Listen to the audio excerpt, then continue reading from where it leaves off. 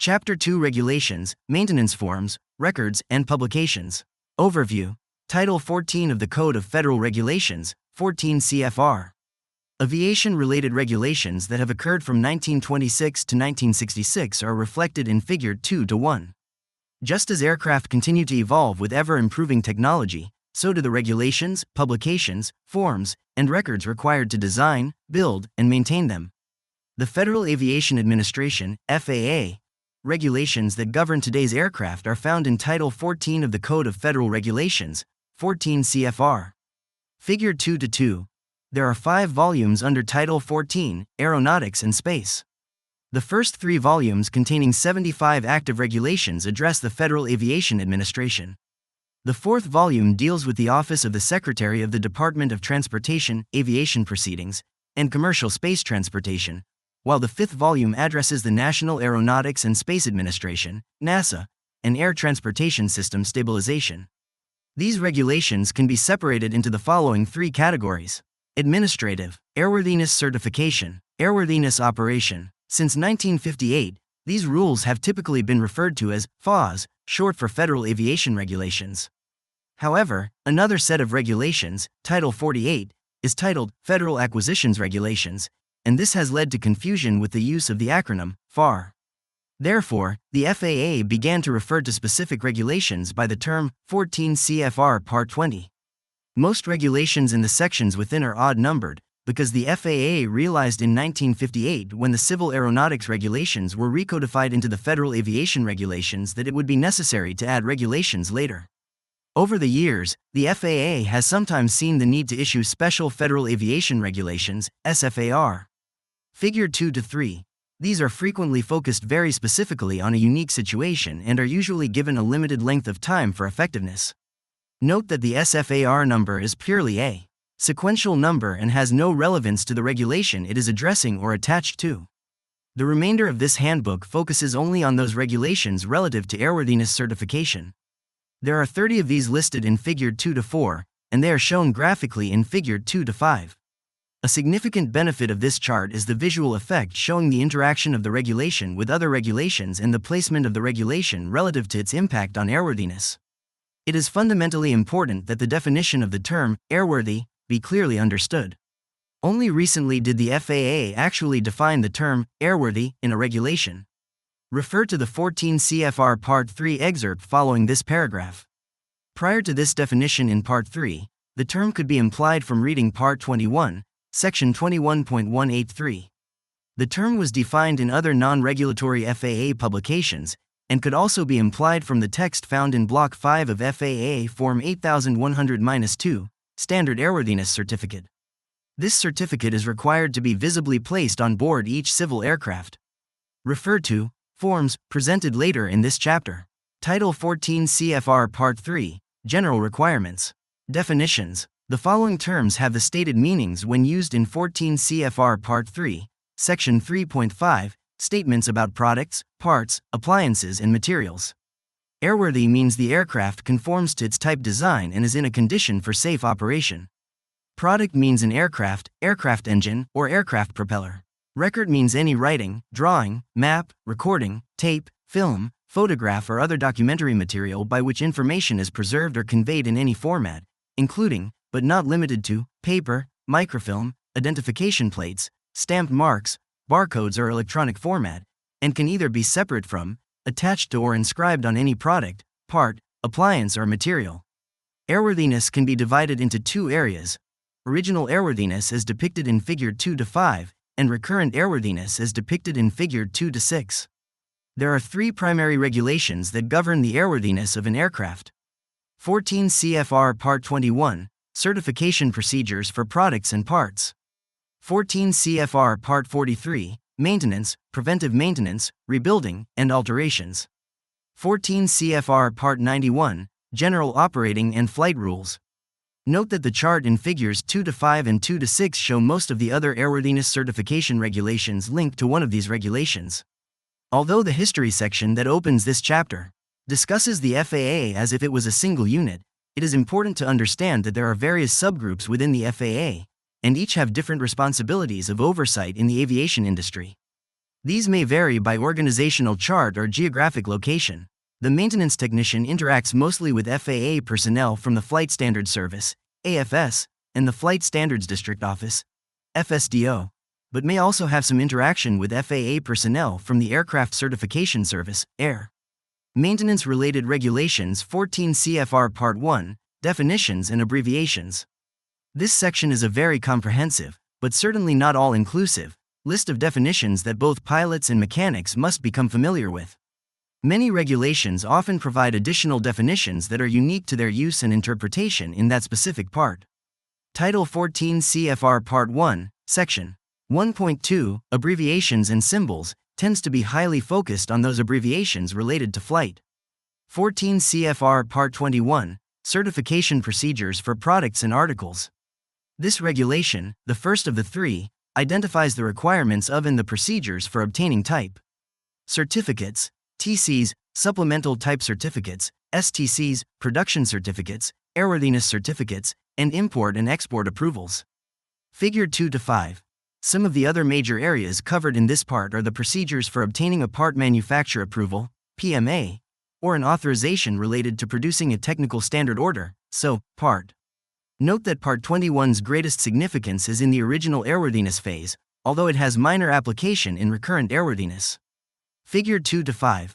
One of the most important sections of this regulation is Section 21.50, Instructions for Continued Airworthiness and Manufacturer's Maintenance Manuals having airworthiness limitations sections. When an aircraft is delivered new from the manufacturer, it comes with maintenance manuals that define the inspection and maintenance actions necessary to maintain the aircraft in airworthy condition. Also, any STC modification that was developed after 1981 must have, as part of the STC documentation, a complete set of instructions for continued airworthiness, ICA. This ICA contains inspection and maintenance information intended to be used by the technician in maintaining that part of the aircraft that has been altered since it was new. This ICA is comprised of 16 specific subjects. Figure 2-7. An ICA developed in accordance with this checklist should be acceptable to the Aviation Safety Inspector, ASI, reviewing a major alteration. 14 CFR Part 23, Airworthiness Standards, Normal, Utility, Acrobatic, and Commuter category airplanes. Aircraft certificated under 14 CFR Part 23 represent the greatest portion of what the industry refers to as general aviation. These aircraft vary from the small two-place piston engine, propeller-driven trainers that are frequently used for flight training, to turbine-powered corporate jets used to transport business executives.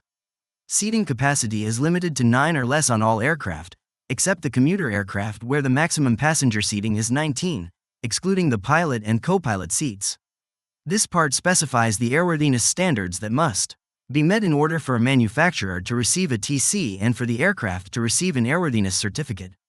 Part 23 aircraft are those aircraft that have a maximum certificated takeoff weight of 12,500 pounds or less, except for those aircraft in the commuter category. The maximum certificated takeoff weight limit rises to 19,000 pounds or less for these aircraft. Part 23 has 7 subparts, 6 of them providing detailed criteria for the design of these aircraft. The first, Subpart A, defines the applicability of this regulation. The others are Subpart B, Flight, Subpart C, Structures, Subpart D, Design and Construction, Subpart E, Power Plant, Subpart F, Equipment, Subpart G, Flight Crew Interface and other information. Within each of these subparts are numerous sections that specify details, such as center of gravity, CG, gust load factors, removable fasteners, the shape of certain flight deck controls, engine and propeller requirements, fuel tank markings, flight deck instrumentation marking in placards, cabin aisle width, and flammability resistant standards. 14 CFR Part 25, Airworthiness Standards, Transport Category Airplanes. The standards in 14 CFR Part 25 apply to large aircraft with a maximum certificated takeoff weight of more than 12,500 pounds. This segment of aviation is usually referred to as commercial aviation and includes most of the aircraft seen at a large passenger airport, except for the commuter aircraft included in 14 CFR Part 23. However, the ability to carry passengers is not a requirement for aircraft certified to 14 CFR Part 25. Many of these aircraft are also used to transport cargo. This chapter is subdivided into similar design subpart categories and the same sequence as the requirements specified in 14 CFR Part 23. 14 CFR Part 27, Airworthiness Standards, Normal Category Rotorcraft. This regulation deals with the small rotor wing aircraft and is consistent with 14 CFR Part 23 with limiting the passenger seating to 9 or less. However, the maximum certificated weight is limited to 7,000 pounds. It contains similar design subparts identified in 14 CFR Part 23 that provide the details for designing the aircraft. 14 CFR Part 29, Airworthiness Standards, Transport Category Rotorcraft. This section specifies those standards applicable to helicopters with a maximum certified weight greater than 7,000 pounds. However, it also includes additional parameters based upon seating capacity and an additional weight limit. Those parameters are passenger seating, 9 or less, 10 or more, and whether the helicopter is over or under a maximum weight of 20,000 pounds. The design subparts of Part 29 are similar to those in 14 CFR Parts 23, 25, and 27. Figure 2-5, Graphic Chart of FAA Regulations. Figure 2-6, Graphic Chart of FAA Regulations, continued. 14 CFR Part 33, Airworthiness Standards, Aircraft Engines. Each of the 4 preceding 14 CFR regulations require that the engine used in the aircraft must be type certificated. Title 14 CFR Part 33 details the requirements for both reciprocating and turbine-style aircraft engines. It not only specifies the design and construction requirements, but also the block test requirements that subject the engine to extremely demanding testing in order to prove its capability of enduring the stresses of powering the aircraft. 14 CFR Part 35, Airworthiness Standards, Propellers. Just as each engine used on an aircraft must have a TC, the propeller must also be type certificated. This part is arranged the same way that 14 CFR Part 33 is, in that Subpart B specifies design and construction while Subpart C covers tests and inspections. Since regulations change over the years, not every aircraft presently flying meets the current design regulations as printed this year. When regulations are revised, they are printed in the Federal Register and released with an amendment number that ties them to the regulation being revised. Aircraft are required to meet only the specifications in force at the time the aircraft is built.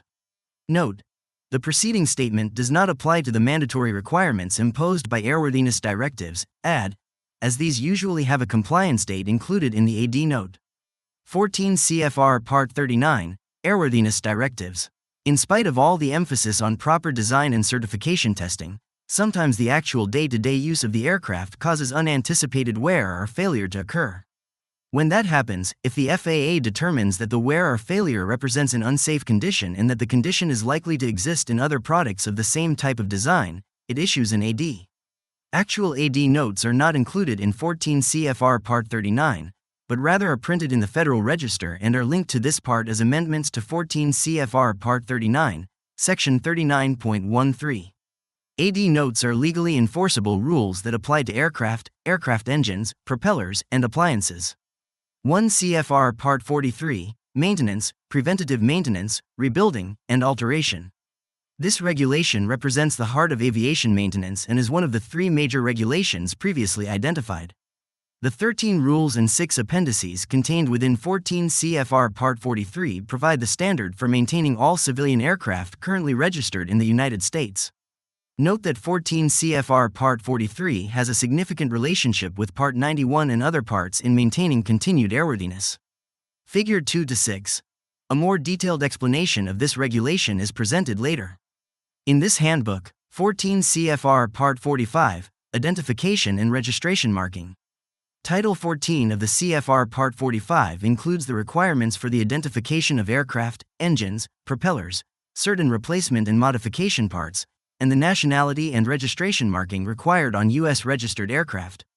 All type certificated products must have the following information on a fireproof data plate or similar approved fireproof method: builder's name, model designation, builder's serial number, TC number, if any, production certificate number, if any. For aircraft engines, the established rating, reference to compliance or exemption to 14 CFR Part 34, fuel venting and exhaust emission requirements for turbine engine-powered airplanes. Any other information that the FAA determines to be appropriate. Replacement and modification parts are produced in accordance with a Parts Manufacturer Approvals, PMA, 14 CFR Part 21, Section 21.303, and must have the following information permanently and legibly marked: the letters FAA PMA, the name, symbol, or trademark of the holder of the PMA, the part number, the name and model designation for each type certificated product it can be installed on. If a part has a specified replacement time, inspection interval, or other related procedure specification in the maintenance manual or ICA, that part must have a part number and a serial number, or the equivalent of each. The manufacturer of a life-limited part must either provide marking instructions for that part, or state that the part cannot be marked without a compromise to its integrity. Exceptions are made for the identification of parts that are too small to be practical to mark the required data. Nationality and registration marks, commonly known as the N number for U.S. registered aircraft, can vary in size, depending on the year that the aircraft was built and whether or not the aircraft has been repainted. The most common size is at least 12 inches in height. Small aircraft built at least 30. Figure 2-7. Instructions for continued airworthiness, ICA, checklist. Years ago, or replicas of these, or experimental exhibition or amateur-built aircraft may use letters at least 2 inches in height. Only a few aircraft are authorized to display registration markings of at least 3 inches. Note that this regulation sits directly on the vertical line in Figure 2-5, indicating that it applies to both original and recurrent airworthiness. 14 CFR Part 47, Aircraft Registration. This regulation provides the requirements for registering aircraft. It includes procedures for both owner and dealer registration of aircraft. 14 CFR Part 65, Certification. Airmen other than flight crew members. Pilots, flight instructors, and ground instructors are certificated under 14 CFR Part 61. Flight crew other than pilots are certificated under 14 CFR Part 63. However, many other people are also required to be certificated by the FAA for the U.S. aviation fleet to operate smoothly and efficiently. Title 14 CFR Part 65 addresses many of those other people. Subpart B, Air Traffic Control Tower Operators. Subpart C, Aircraft Dispatchers. Subpart D, Mechanics. Subpart E, Repairmen. Subpart F, Parachute Riggers. A more detailed discussion of this chapter with a special emphasis on mechanics is included in Chapter 15, the Mechanic Certificate. Note: SFAR 100-2. Relief for U.S. military and civilian personnel who are assigned outside the United States in support of U.S. Armed Forces operations is a good example of the specific nature and limited time frame that are part of SFAR. 14 CFR Part 91, General Operating and Flight Rules. This is the final regulation of the 3 major regulations identified earlier in this chapter. Note its interaction in Figure 2-6 with other regulations, visually indicating its operational involvement or recurrent airworthiness. Although it is an operational regulation that is focused toward the owner, operator, and/or pilot of the aircraft, the maintenance technician must have an awareness of this regulation. 2 examples of these maintenance-related issues are Section 91.207, Emergency Locator Transmitters Paragraph C. 2. Battery replacement interval and requirement for a logbook entry indicating the expiration date of the new battery. Section 91.213, Inoperative Instruments and Equipment Paragraph A. 2. A letter of authorization from the FSDO authorizing the operation of the aircraft under a minimum equipment list, MEL, constitutes ASTC and must be carried in the aircraft during flight. Subpart E. Maintenance, Preventive Maintenance, and Alterations, Sections 91.401 through 91.421. This is the section of most interest to the technician. They must be familiar with it, because it does carry some, indirect, responsibility for the technician. Note that the 14 CFR Part 91 icon in Figure 2-6 has a direct line to 14 CFR Part 43. This is because Section 91.403b states, no person may perform maintenance, preventive maintenance, or alterations on an aircraft other than as prescribed in this subpart and other applicable regulations, including Part 43 of this chapter. A more complete discussion of this regulation, especially Subpart E, Maintenance, Preventive Maintenance, and Alterations is presented later in this chapter. 14 CFR Part 119, Certification, Air Carriers and Commercial Operators.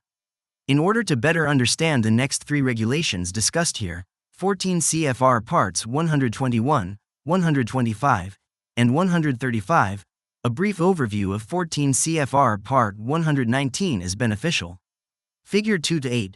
There are more than 50 advisory circulars, ACTs, in the 120 series alone, providing additional non-regulatory information concerning the variety of procedures involved with these operations. There are basically 3 different criteria that must be analyzed in order to properly determine the regulation that applies. These are: is the service provided for private carriage or common carriage? Is the aircraft for hire or is it not for hire? Is it a large or small aircraft? AC 120-12, as revised, provides the following definition regarding this criterion. A carrier becomes a common carrier when it holds itself out to the public, or to a segment of the public, as willing to furnish transportation within the limits of its facilities to any person who wants it. There are 4 elements in defining a common carrier. A holding out of a willingness to transport persons or property from place to place for compensation. This holding out that makes a person a common carrier can be done in many ways, and it does not matter how it is done. Signs and advertising are the most direct means of holding out, but are not the only ones. Carriage for hire, which does not involve holding out, is private carriage. Private carriers for hire are sometimes called contract carriers, but the term is borrowed from the Interstate Commerce Act and legally inaccurate when used in connection with the Federal Aviation Act. Private carriage for hire is carriage for one or several selected customers, generally on a long-term basis. The number of contracts must not be too great, otherwise, it implies a willingness to make a contract with anybody. A carrier operating pursuant to 18 to 24 contracts has been held to be a common carrier, because it held itself out to serve the public generally to the extent of its facilities. Private carriage has been found in cases where 3 contracts have been the sole basis of the operator's business. Operations that constitute common carriage are required to be conducted under 14 CFR Part 121 or 135. Private carriage may be conducted under 14 CFR Part 91 or 125. The term for hire is not defined in any of the FAA documents but is generally understood to mean that compensation for both direct and indirect expenses associated with the flight, as well as a profit margin for the operator, are collected from the person or persons benefiting from the flight operation. The determination of whether the aircraft is large or small is based upon the definition provided in 14 CFR Part 1. If the aircraft has maximum certificated takeoff weight of 12,500 pounds or more, it is a large aircraft. All aircraft less than 12,500 maximum certificated takeoff weight are considered to be small aircraft. It may also help the reader understand when 14 CFR Parts 121, 125, and 135 regulations apply, by taking a brief look at a list of flight operations where 14 CFR Part 119 does not apply. Student instruction: non-stop sightseeing flights with less than 30 seats and less than 25 nautical miles, (nm), from the departure airport 3. Ferry or training flights, crop dusting or other agricultural operations, banner towing, aerial photography or surveying, firefighting, power line or pipeline patrol, parachute operations on non-stop flights within 25 nm from the departure airport. Fractional ownership in accordance with 14 CFR Part 91, Subpart K. 14 CFR Part 121, Operating Requirements, Domestic, Flag, and Supplemental Operations. Title 14 CFR Part 121 establishes the operational rules for air carriers flying for compensation or hire. A domestic operation is any scheduled operation, within the 48 contiguous states, the District of Columbia, or any territory or possession, conducted with either a turbojet aircraft, an airplane having 10 or more passenger seats, or a payload capacity greater than 7,500 pounds. A flag operation means any scheduled operation, operating in Alaska or Hawaii to any point outside of those states, or to any territory or possession of the United States, or from any point outside the United States to any point outside the United States, conducted with either a turbojet aircraft, an airplane having 10 or more passenger seats, or a payload capacity greater than 7,500 pounds. Supplemental operation means any common carriage operation conducted with airplanes having more than 30 passenger seats. If less than 30, the airplane must also be listed on the operation specifications of domestic and flag carriers, with a payload capacity of more than 7,500 pounds. Part 121 operators are required by 14 CFR Part 119 to have the following personnel: Director of Safety, Director of Operations, Director of Maintenance, Chief Pilot, Chief Inspector. There are 28 subparts and 16 appendices in this regulation. However, only subparts J and L are of concern for the mechanic. Subpart J, Maintenance, Preventive Maintenance, and Alterations, identifies special airworthiness requirements that deals with many of the mechanical aspects of a passenger or cargo aircraft. Subpart L, Maintenance, Preventive Maintenance, and Alterations, requires that a Part 121 operator have an operational manual that contains the following information. Organizational chart, list of individuals who may perform required inspections, company maintenance, preventive maintenance, or alterations, a system to both preserve and retrieve maintenance and inspection-related information. Also, 14 CFR Part 121, Section 121.1105, establishes the requirement for conducting inspections on aging aircraft. 14 CFR Part 125, Certification and Operations. Airplanes having a seating capacity of 20 or more passengers or a maximum payload capacity of 6,000 pounds or more, and rules governing persons on board such aircraft. This regulation applies to private and non-common carriage when such operations are conducted in airplanes having 20 or more seats, excluding crew members, or having a payload capacity of 6,000 pounds or more. There must also be operation specifications issued to the operator that include the following information. Kinds of operations authorized, types of aircraft and registration numbers of the airplanes authorized for use. Approval of the provisions of the operator's manual relating to airplane inspections, together with the necessary conditions and limitations. Registration numbers of the airplanes that are to be inspected under an approved airplane inspection program, AAIP, under 14 CFR Part 125, Section 125.247. Procedures for the control of weight and balance of airplanes. Any other item that the administrator determines is necessary. Just as in 14 CFR Part 121, Subpart E identifies special airworthiness requirements dealing mostly with the mechanical devices of the aircraft. 14 CFR Part 135, Operating Requirements, Commuter and on-demand operations and rules governing persons on board such aircraft. As the title of this section states, this regulation is applicable to short-distance commercial aircraft operations or commuters and non-scheduled carriers that operate on demand. These aircraft are frequently referred to as air taxi or air charter aircraft.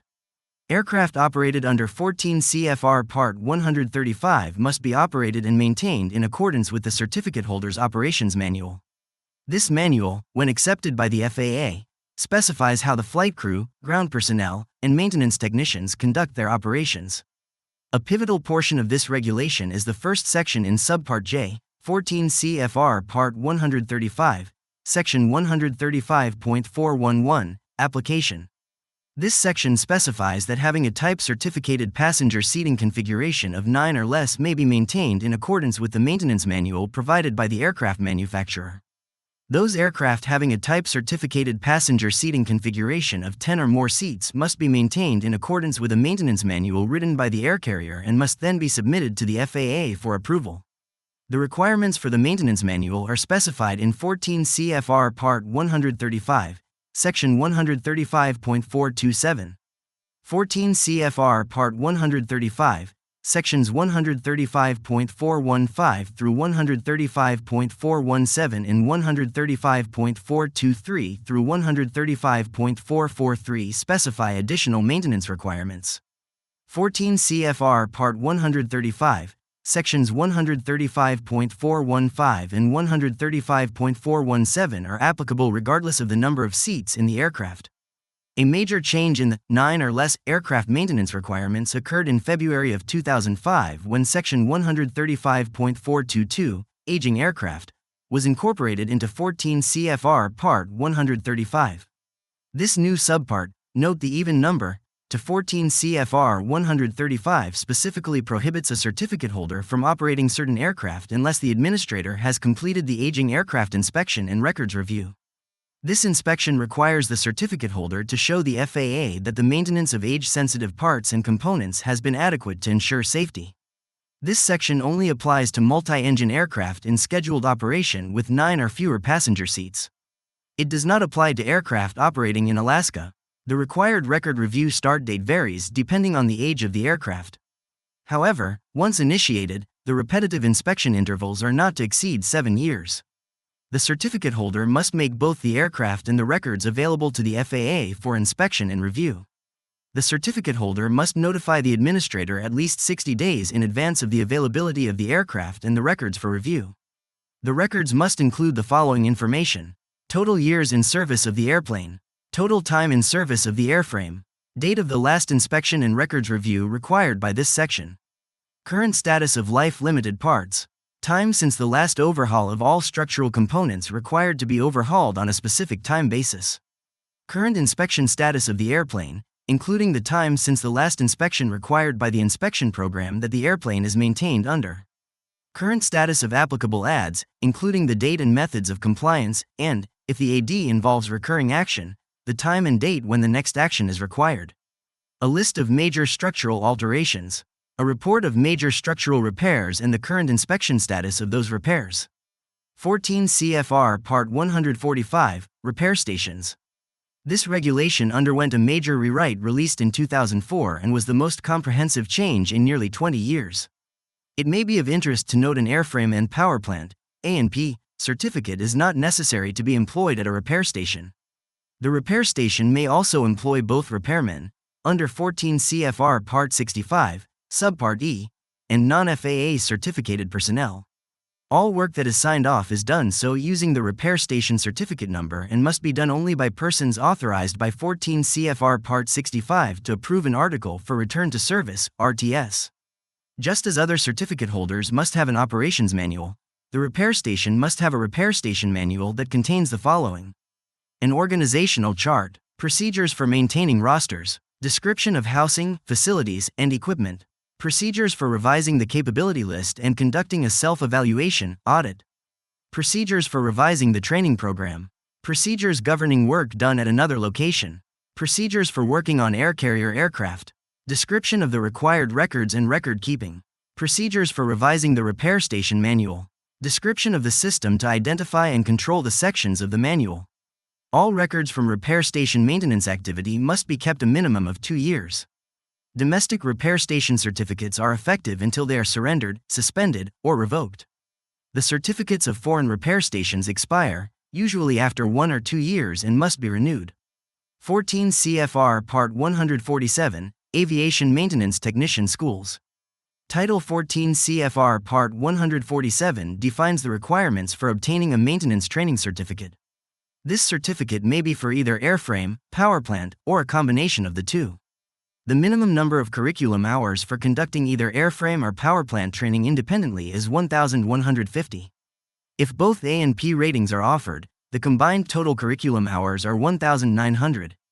This is because of the 1,150 hours specified to obtain either the airframe or the power plant rating. 400 hours are devoted to general studies.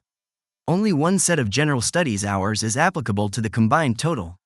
Therefore, 400 hours can be subtracted from the implied total of 2,300 hours, 1,150 times 2, to obtain the reduced figure of 1,900 hours. Requirements are detailed as follows. Appendix A, Curriculum Requirements. Appendix B, General Curriculum Subjects. Appendix C, Airframe Curricular Subjects. Appendix D, Power Plant Curriculum Subjects. 14 CFR Part 183, Representatives of the Administrator. As the aviation industry grows and the design, manufacture, and testing of aircraft gets more complex, the FAA faces both budget constraints and personnel shortages. As early as 1962, the FAA began a program to allow private sector persons in various areas of industry to be designees, or representatives of the FAA administrator. These people are not FAA employees, but rather are designated by the FAA to act on their behalf. Regular doctors may serve as aviation medical examiners, skilled pilots can become pilot examiners, and experienced airframe and/or power plant mechanics can become designated mechanic examiners, DME, to administer the oral and practical portion of the FAA testing. Other lesser-known designees are the designated engineering representatives, DER, the designated manufacturing inspection representatives, DMIR, and the designated airworthiness representatives, DAR. DERs approve data based upon their engineering training and their knowledge of FAA regulations. DMIRs make conformity inspections only at their employer. They are similar to designated repairmen because they are only authorized to inspect parts at their employer's facility. DARs conduct aircraft certification and aircraft inspection functions on behalf of the FAA depending on specific functions they are authorized. They may perform work for either manufacturing facilities or maintenance entities depending on their designation. Explanation of Primary Regulations, Parts 43 and 9.1. 14 CFR Part 43, Maintenance, Preventative Maintenance Rebuilding, and Alteration Section 43.1, Applicability. Paragraph A states quite clearly that aircraft, whether U.S. or foreign registered operating under 14 CFR Part 121 or 135, and component parts thereof must be maintained in accordance with the rules set forth in this part. Although paragraph B states quite clearly the type of aircraft that this part does not apply to, it seems to have led to considerable confusion within the aviation industry. If an aircraft is flying with a Special Airworthiness, Experimental Certificate, FAA Form 8130-7, Special Airworthiness Certificate, Pink Color Certificate, and that is the only airworthiness certificate this aircraft has ever had, then 14 CFR Part 43 does not apply. Conversely, sometimes during maintenance, especially STC modification, the STC is addressed later in this chapter, it becomes necessary to temporarily place the aircraft into Special Airworthiness, Experimental. This is done to show compliance with federal regulations. These aircraft must still be maintained in accordance with 14 CFR Part 43, because the aircraft had a different kind of airworthiness. In this example, a standard, prior to being issued the Special Airworthiness Certificate. Section 43.2, Records of Overhaul and Rebuilding. These terms are not defined in 14 CFR Part 1 and are given full explanation in this subpart. Each term states that it may not be used to describe work done on an aircraft, airframe, aircraft engine, propeller, appliance, or component part unless that item has been disassembled, cleaned, inspected, repaired as necessary, reassembled, tested. The key difference between the two terms is in determining how the item is tested. If it is tested in accordance with approved standards acceptable to the administration that have been developed and documented by the manufacturer, the item is said to be overhauled. This is basically another way of describing service limits, a term frequently used to describe manufacturer-specified acceptable limits for used parts. A rebuilt item, on the other hand, must be tested to the same tolerances and limits as a new item. Section 43.3, Persons authorized to perform maintenance, preventive maintenance, rebuilding, and alterations. There are 9 different persons who may perform maintenance. Reminder: per 14 CFR Part 1, the FAA definition of a person is an individual, firm, partnership, corporation, association, joint stock association, or governmental entity. It includes a trustee, receiver, assignee, or similar representative of any of them. Certificated mechanic, per 14 CFR Part 65. Certificated repairman, per 14 CFR Part 65. Person working under the supervision of a certificated mechanic or repairman. Holder of repair station certificate. Holder of an air carrier certificate. Except for holders of a sport pilot certificate, the holder of a pilot certificate issued under Part 61 may perform preventive maintenance on any aircraft owned or operated by that pilot which is not used under 14 CFR Part 121, 129, or 135. The holder of a sport pilot certificate may perform preventive maintenance on an aircraft owned or operated by that pilot and issued a Special Airworthiness Certificate in the light sport category. Pilot of a helicopter, when operated under 14 CFR Part 135 and in remote areas, may perform specific preventive maintenance actions.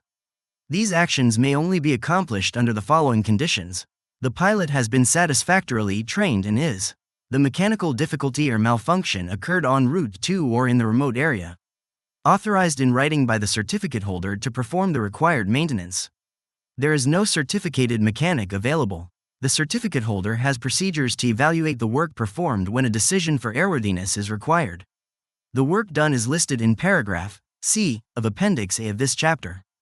Holder of Part 135 certificate may allow pilots of aircraft with 9 or less passenger seats to remove and reinstall cabin seats and stretchers and cabin-mounted medical oxygen bottles. These actions may only be accomplished under the following conditions. The pilot has been satisfactorily trained and is authorized in writing by the certificate holder to perform the required maintenance. The certificate holder has written procedures available to the pilot to evaluate the work performed. Manufacturer may inspect and rebuild any item it has manufactured. Section 43.5, approval for return to service after maintenance, preventive maintenance, rebuilding, and alterations. Approving an aircraft component for return to service after maintenance, preventive maintenance, rebuilding, or alteration must be done by creating an appropriate maintenance record entry as required by either 14 CFR Part 43, Section 43.9 or 43.11. This may include the use of FAA Form 337, Major Repair and Alteration, if the maintenance action was a major repair or a major alteration. Whenever a maintenance action is being planned, it is critical that the technician understands exactly what she is going to do, how that work is classified by the FAA, what type of documentation is required to support this activity. First, consider whether this is a repair or an alteration. This should be a relatively simple decision since a repair basically returns the aircraft to its previous or unaltered condition, i.e., replacing magnetos, an exhaust system, tires, or brakes. Even replacing an entire engine, although it is a big job, is still a repair if it is the one properly specified for that aircraft. An alteration, on the other hand, always changes or modifies the aircraft from its previous state, i.e., installing winglets, new avionics, or an engine that is not listed in the aircraft TCDS. The second question to consider is whether or not the work that to be performed constitutes a major or a minor maintenance action. A major action is typically one that might appreciably affect weight, balance, structural strength, performance, power plant operation, flight characteristics, or other qualities affecting airworthiness and that are not done according to accepted practices or cannot be done by elementary operations. This is a much more complex question, but it is extremely important as it drives the final question concerning the substantiating documentation. Please refer to 14 CFR Part 1 and Part 43, Appendix A, for additional clarification and examples. The third question deals with the type of documentation required to substantiate the work performed. Minor repairs and alterations need only to refer to acceptable data, such as manufacturer's maintenance manuals or AC 43.13-1. The maintenance action can simply be recorded in the maintenance record as a logbook entry. Major repairs and alterations require approved data. Some examples of approved data are AD notes, STCs, TCDS, DIR-specific delegations, and FAA-approved manufacturer service bulletins, SB. Sometimes the repair or alteration being performed does not have previously approved data. In that case, the technician may request that the FAA accomplish a field approval. In this procedure, the technician completes the front side of Form 337 through Block 6, leaving Block 3 open for later FAA approval, and then indicates in Block 8 on the back what work is to be done and what the substantiating reference data is. Form 337 is then submitted to the local FAA FSDO office for review and approval by an ASI. If necessary, this ASI may seek input from other ASIs or FAA specialists to assist in the review of the data. If the data is found to comply with FAA regulations, the ASI enters one of the following statements in Block 3, depending on whether the ASI has performed a review of the data only or has physically inspected the aircraft. The technical data identified herein has been found to comply with applicable airworthiness requirements and is hereby approved for use only on the above described aircraft, subject to conformity inspection by a person authorized in 14 CFR Part 43, Section 43.7. Or, the alteration or repair identified herein complies with the applicable airworthiness requirements and is approved for use only on the above described aircraft, subject to conformity inspection by a person authorized in 14 CFR Part 43, Section 43.7. Section 43.7. Persons authorized to approve aircraft, airframes, aircraft engines, propellers, appliances, or component parts for return to service after maintenance, preventive maintenance, rebuilding, or alteration. There are 7 different persons listed in this section who may sign RTS documentation. Certificated mechanic or holder of an inspection authorization, IA. Holder of a repair station certificate. Manufacturer. Holder of an air carrier certificate. Certificated private pilot. Repairman certificated with a maintenance rating for light sport aircraft, LSA, only. Certificated sport pilot for preventive maintenance on an aircraft owned and/or operated by them. Note that although a certificated repairman is authorized to work on a product undergoing maintenance, preventive maintenance, rebuilding, or alterations, referred to 14 CFR Part 43, Section 43.3, they are not authorized to approve that product for RTS. They must make the appropriate maintenance record entry per the requirements of 14 CFR Part 43, Section 43.9 or 43.11.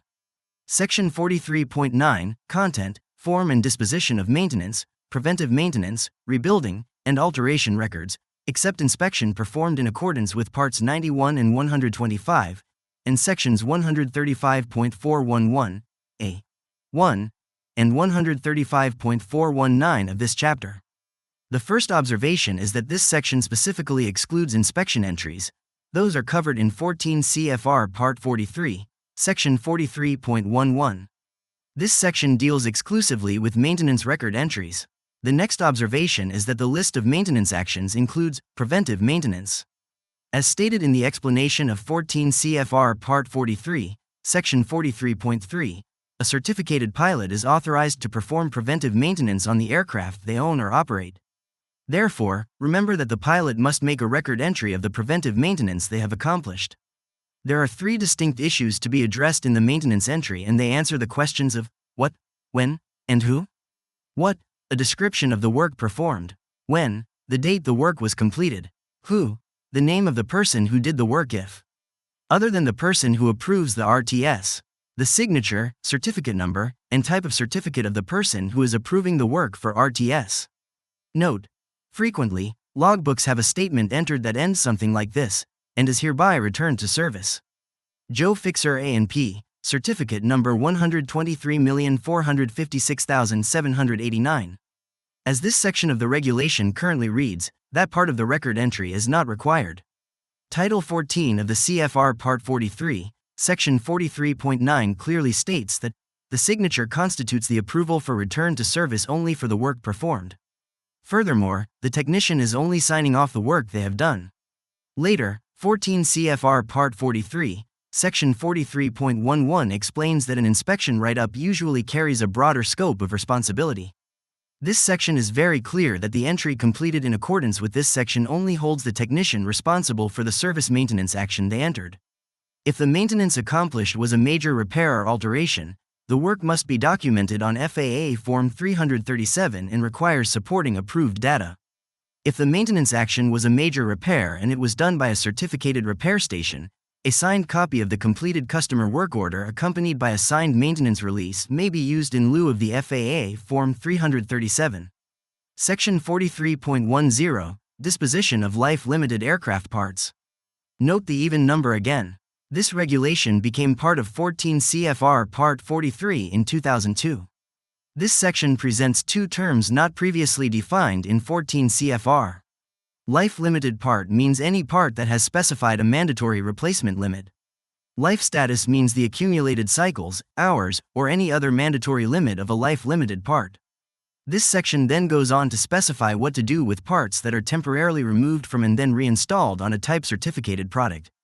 What to do with parts that are removed from a type-certified product and not immediately reinstalled. And how to transfer life-limited parts from one type-certificated product to another. When a life-limited part is removed, the person removing it from the type-certificated product must control the part and ensure proper tracking of the life-limiting factor. This is to prevent the installation of the part after it has reached its life limit. There are 7 possible methods the technician or repair facility may choose from to comply with this requirement. Record keeping, tagging, non-permanent marking, permanent marking, segregation, mutilation, any other method approved or accepted by the FAA. When a life-limited part is transferred, the information concerning the life status of that part must be transferred with it. Although regulations already did exist that required the tracking of life-limited parts when they were installed on an aircraft, this regulation was generated to govern the disposition of such parts when they were removed from the aircraft.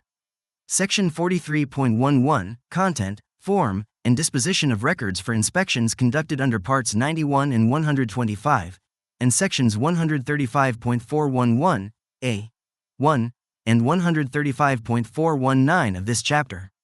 This section deals exclusively with inspection record entries. However, the requirements are similar to 14 CFR Part 43, Section 43.9 in that information of what, when, and who is required. What, type of inspection, including a brief description. When, date of the inspection and the total time in service.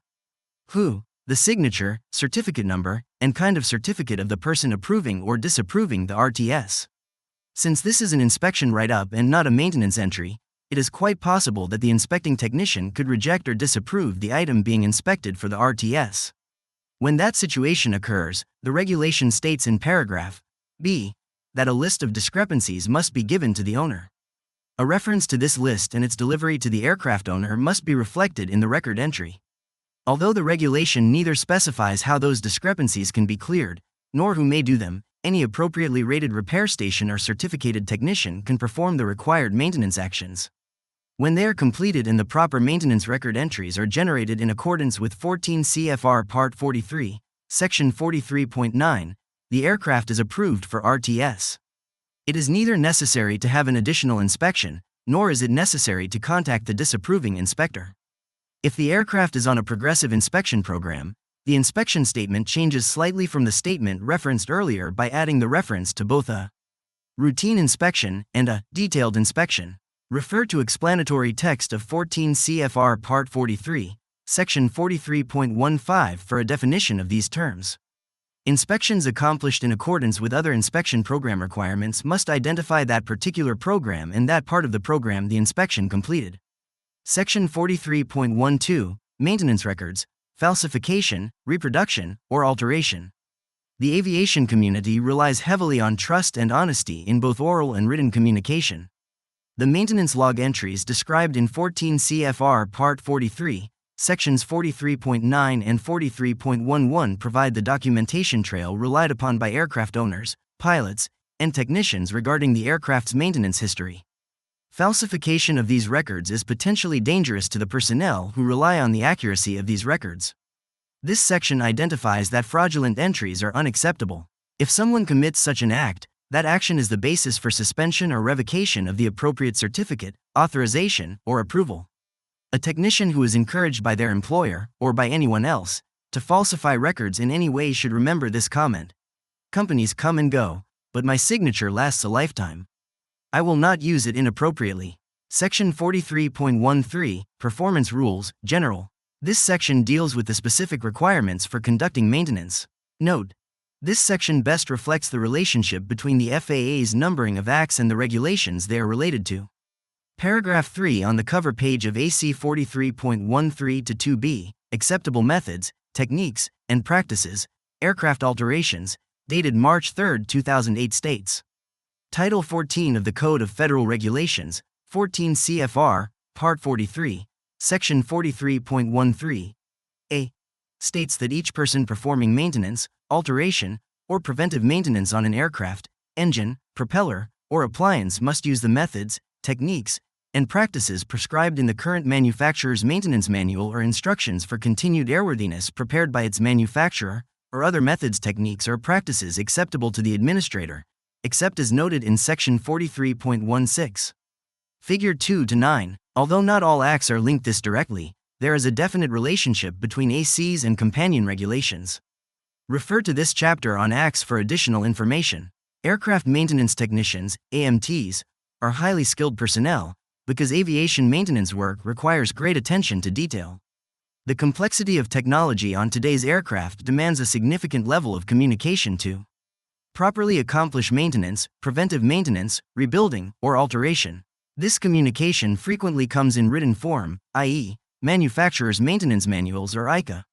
If neither of these documents provide the guidance the technician needs to perform maintenance, either AC 43.13, AC 43.13 to 1 or AC 43.13 to 2, contain examples of other methods, techniques, or practices acceptable to the administrator, that may be sufficient.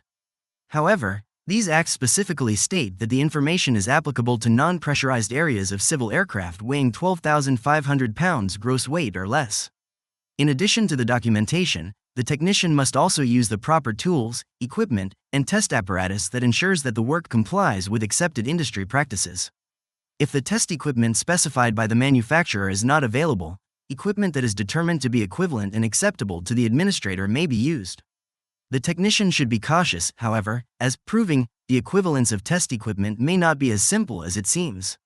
Air carriers, commercial, Scheduled airlines operating under 14 CFR Part 121, the commuter, on-demand aircraft operating under 14 CFR Part 135, and foreign air carriers and operators of U.S. registered aircraft under 14 CFR Part 129 may use the maintenance manual required by the operation specifications to comply with the requirements of this section.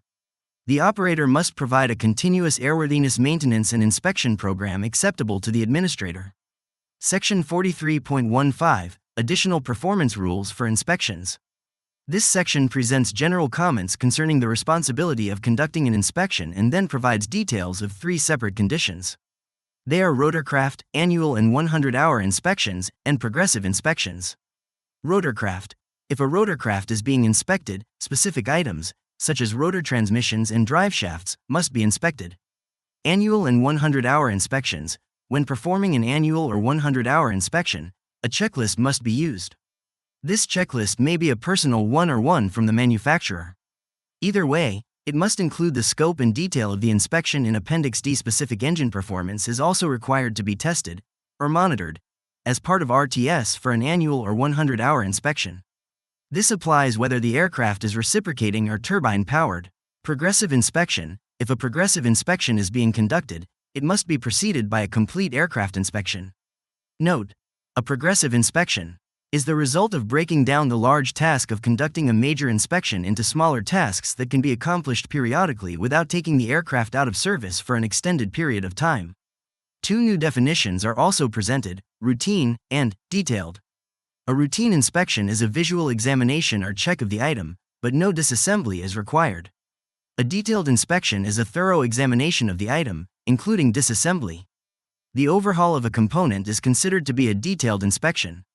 If the aircraft is away from the station where inspections are normally conducted, an appropriately rated mechanic, a certificated repair station, or the manufacturer of the aircraft may perform inspections in accordance with the procedures and using the forms of the person who would otherwise perform the inspection.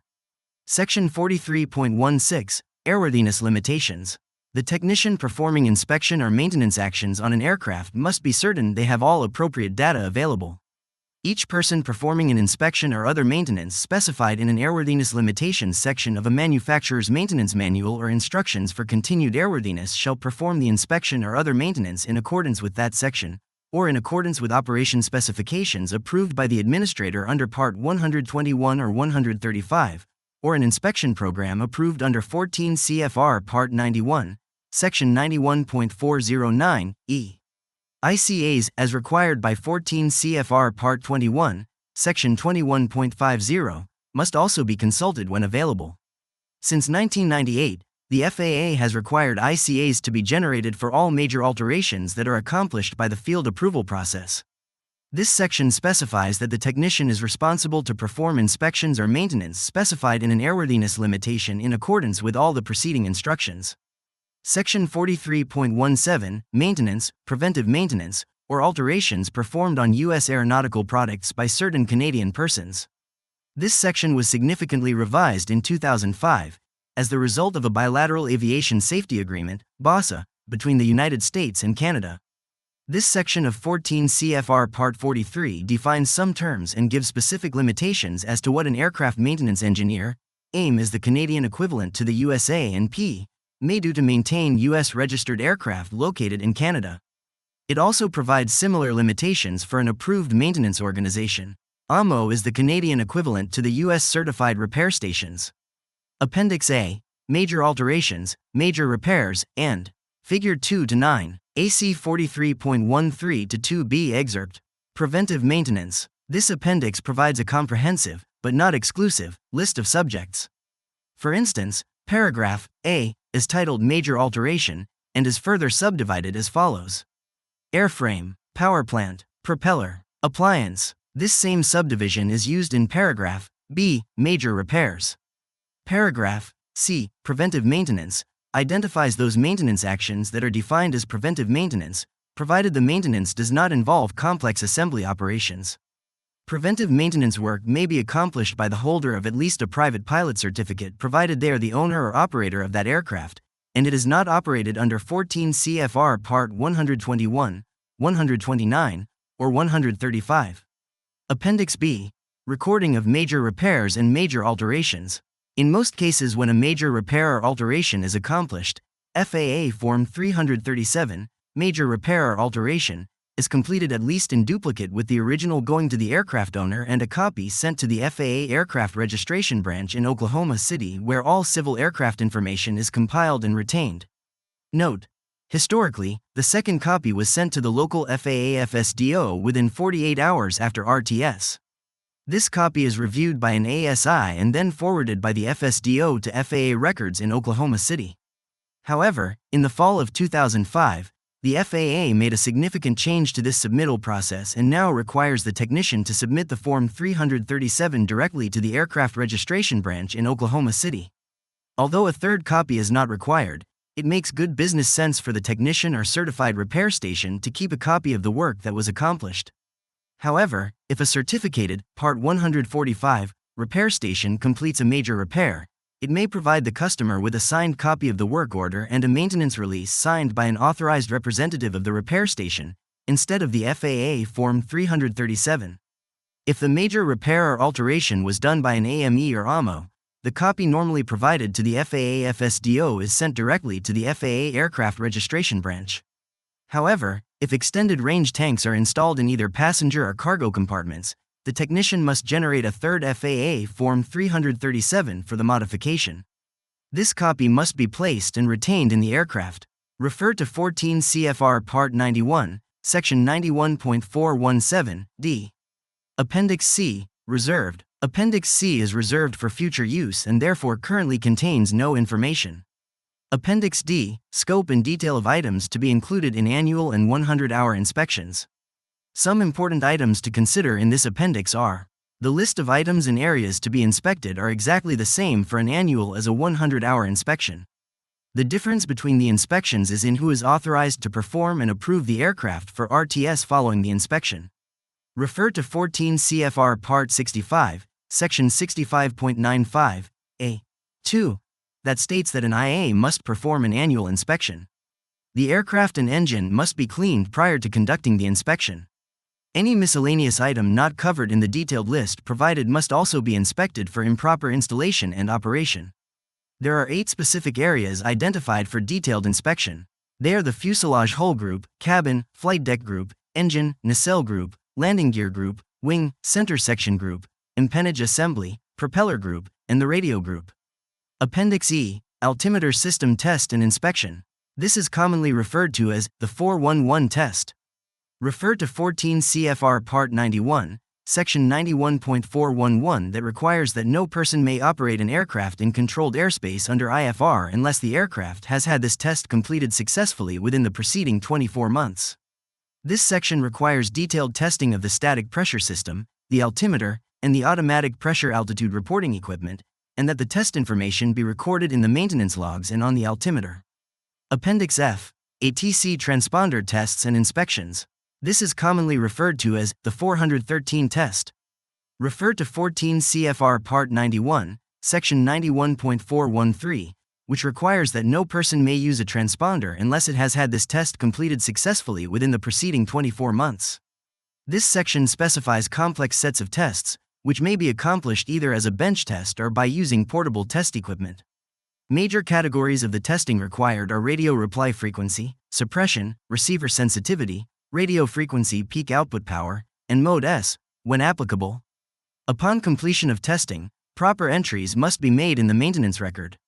14 CFR Part 91, General Operating and Flight Rules Subpart A, General. As mentioned in the brief overview of the regulation portion earlier in this chapter, this part is actually addressing the operation of the aircraft. For example, 14 CFR Part 91, Section 91.7, A, states, "No person may operate a civil aircraft unless it is in an airworthy condition." We learned earlier that this term means that the aircraft conforms to its approved type design and is in condition for safe operation. When the pilot performs a pre-flight inspection, they are making a determination concerning the condition for safe operation. The pilot does not usually determine conformity to type design unless they perform a review of the maintenance records. However, since that is fundamental to the definition of airworthy, it is still part of their responsibility. Therefore, a professional and ethical technician wants to help the customer understand their responsibilities in maintaining and documenting the airworthiness of the aircraft. Subpart E, Maintenance, Preventive Maintenance, and Alterations. Section 91.401, Applicability. Although this subpart describes in general the rules regarding maintenance, preventive maintenance, and alteration, certain sections do not apply if the aircraft is operated in accordance with 14 CFR Part 121, 125, 129, or 135. Section 91.403, General. The owner, operator holds the primary responsibility for maintaining the aircraft in airworthy condition. This includes compliance with all applicable ADs and is the reason that the FAA sends new AD notes to the registered owners of the affected aircraft.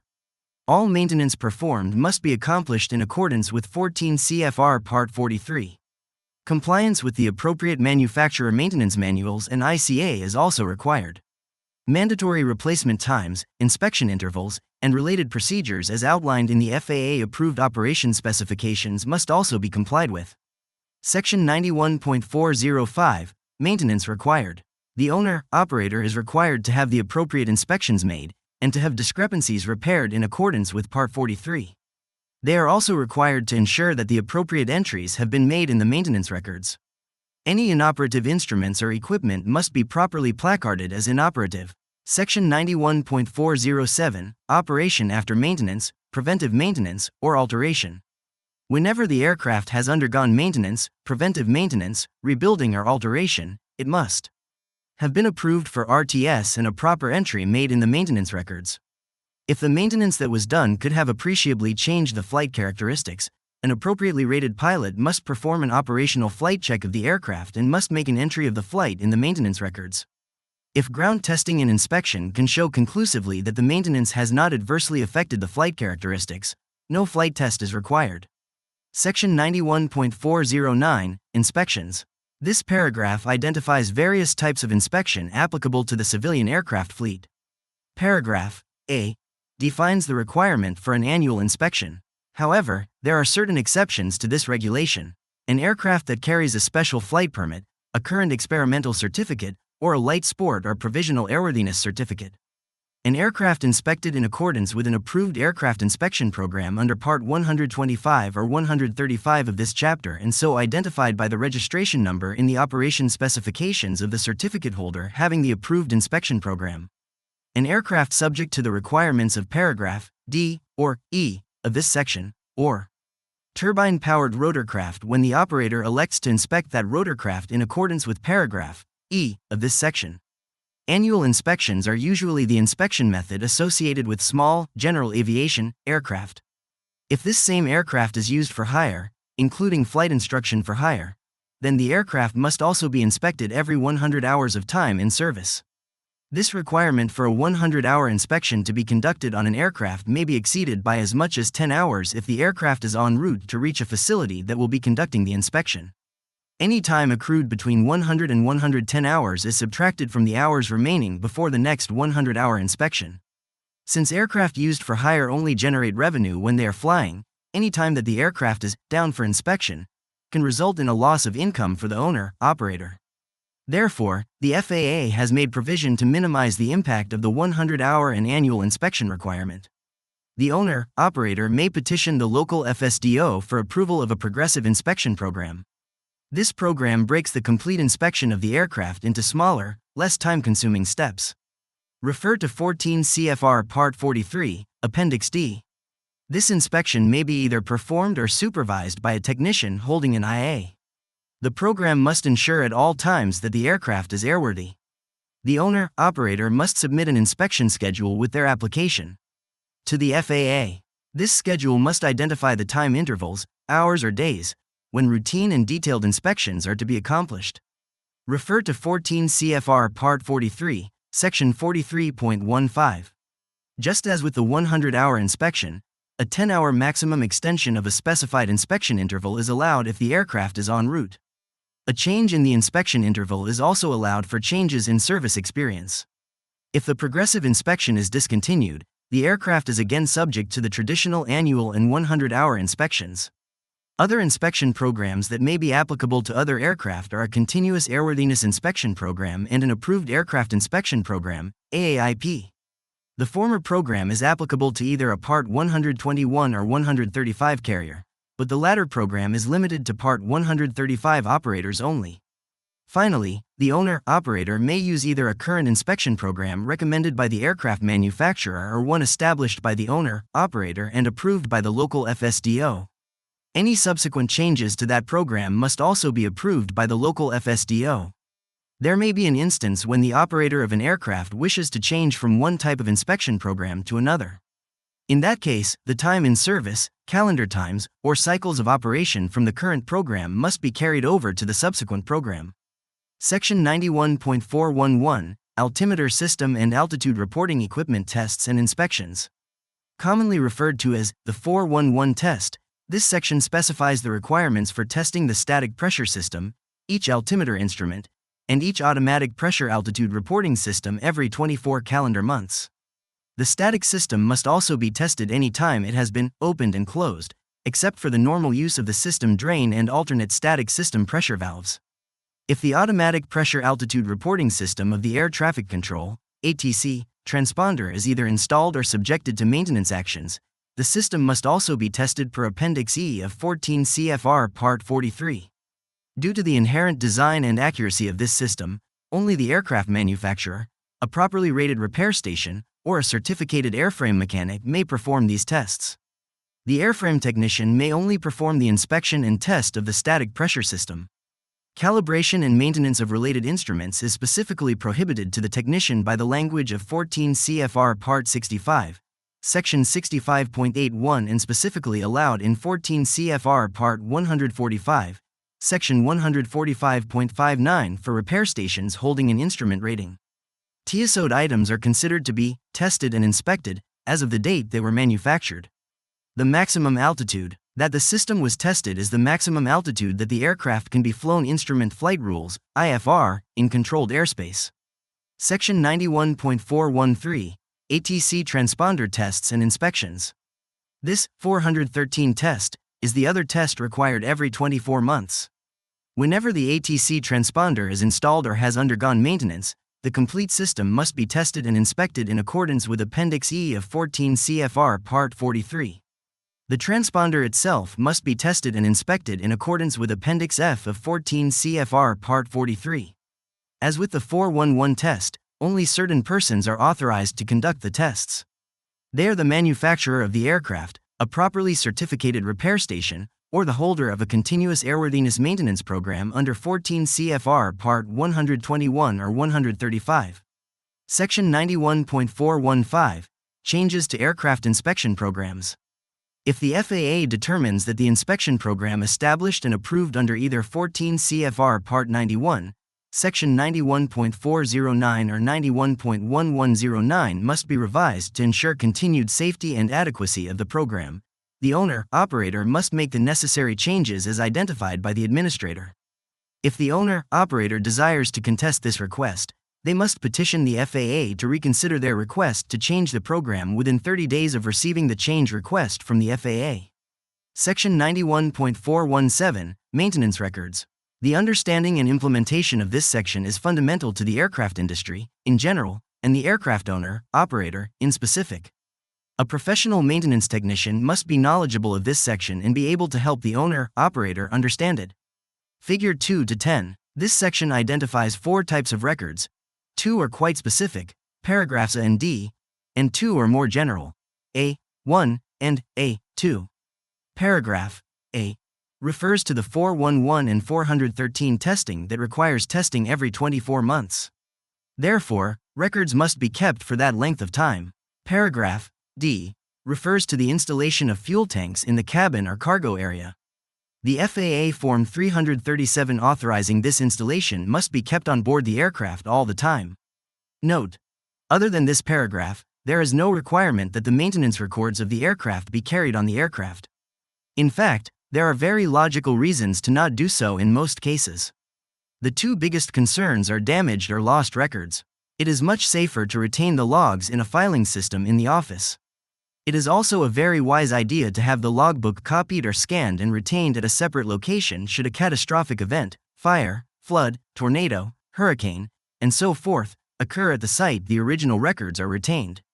Subparagraph A1 then lists those records that are later defined in B1 as being retained for 1 year or until the work is repeated or superseded. Subparagraph A2 specifies the records that are permanent records and are identified in subparagraph B2 as those that must be transferred with the aircraft. Refer to the chart for further clarification. Figure 2 to 10, paragraph C, requires that all of the maintenance records mandated by this section be made available upon request to the administrator or any authorized representative of the NTSB.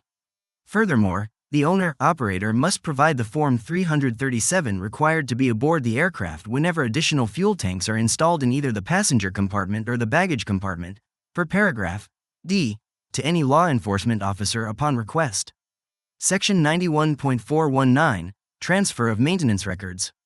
When an aircraft is sold, it is logical that the records are transferred with it. They may be either in plain language or coded. The purchaser may elect to permit the seller to retain the actual records. However, if that occurs, the purchaser, now the current owner, operator, must still make these records available to either the FAA or the NTSB upon request. Section 91.421, Rebuilt Engine Maintenance Records. This section presents the term, zero time. Although not truly given as a definition, the wording of the regulation is very clear that an aircraft engine, when rebuilt by the engine manufacturer or an agency approved by the manufacturer, may be given a new maintenance record showing no previous operating history. This new record must include a signed statement with the date it was rebuilt, any changes incorporated by compliance with AD notes, and compliance with any of the manufacturer's SB. Civil Air Regulations, CAR. Prior to 1926, access to flying was uncontrolled. No licensing or certification was required. By the middle of the 1920s, it became obvious that in regulated private and commercial flying was dangerous.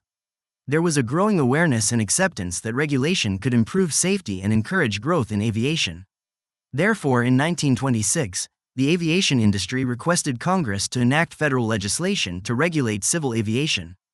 Thus, the Air Commerce Act of 1926 provided for the establishment of airways, development of aviation aids, investigation of aviation accidents, licensing of pilots, certification of aircraft. The Civil Air Regulations, CARs, were part of the original certification basis for aircraft first certified in the 1940s, 1950s, and 1960s by the Civil Aviation Authority, CAA. Therefore, the CARs may still be needed as a reference for these older aircraft or as a standard for minor changes to older aircraft designs. Figure 2 to 11, CAR 3, Airplane Airworthiness, Normal, Utility, Aerobatic, and Restricted Purpose categories. As the name implies, this specific regulation is the basis for the current 14 CFR Part 23 regulation, Figure 2 to 1. It has the following subpart categories: A. Airworthiness requirements. B. Flight requirements, general. C. Strength requirements, general. D. Design and construction, general. E. Power plant installations, reciprocating engines. F. Equipment. Some examples of CAR 3 aircraft are Piper PA-22, PA-28, PA-32, and Cessna 182, 195, and 310.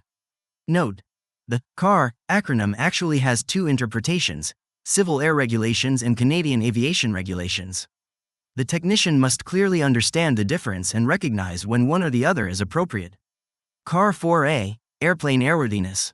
This regulation was originated in 1936 and last amended on December 15, 1952. The subparts included in this regulation are: it is very important to review the TCDS for each aircraft. For example, the Cessna 140 was certified as a landplane under CAR 3, but under CAR 4A as a skiplane or seaplane. Another example of a more current and larger aircraft is the Gulfstream 1159 and 1159A. The former is certified under CAR 4B, but the latter is certified to 14 CFR Part 25. Suspected unapproved parts, SUP. There are 4 types of aircraft parts: good parts with good paperwork, good parts with bad paperwork, bad parts with good, bogus, paperwork, bad parts with bad paperwork. The first of those listed represents properly authorized parts that, when properly installed, are approved parts, and the aircraft can be returned to service. The last of those listed represent unauthorized and unapproved parts. The technician should be alert for these and must never install them on an aircraft.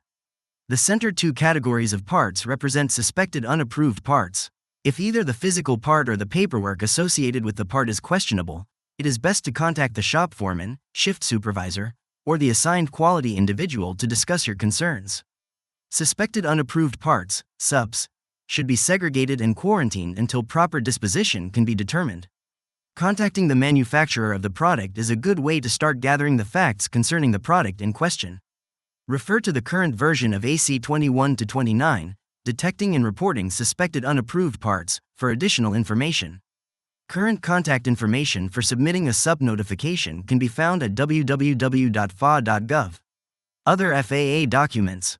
Advisory Circulars, AC. AC refers to a type of publication offered by the FAA to provide guidance for compliance with airworthiness regulations. They provide guidance such as methods, procedures, and practices acceptable to the administrator for complying with regulations. ACs may also contain explanations of regulations, other guidance material, best practices, or information useful to the aviation community. They do not create or change a regulatory requirement. The AC system became effective in 1962. It provides a single, uniform, agency-wide system that the FAA uses to deliver advisory material to FAA customers, industry, the aviation community, and the public. Unless incorporated into a regulation by reference, the content of ACs are not binding on the public.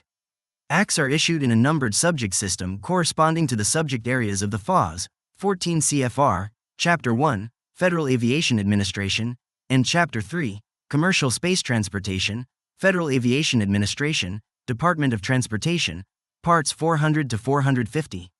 An AC is issued to provide guidance and information in a designated subject area or to show a method acceptable to the administrator for complying with a related federal aviation regulation. Because of their close relationship to the regulations, ACs are arranged in a numbered system that corresponds to the subject areas of the CFRs. In some series, consecutive numbers may. Figure 2 to 11. Predecessor regulations to the Federal Aviation Regulations, 14 CFR. Be missing. These numbers were either assigned to ACs still in preparation that will be issued at a later date or were assigned to ACs that have been cancelled. The AC numbering system. There are three parts to an AC number, as in 25 to 42C. The first part of the number identifies the subject matter area of the AC. This corresponds to the part of the FAA's regulations. In the above example, this would be Part 25.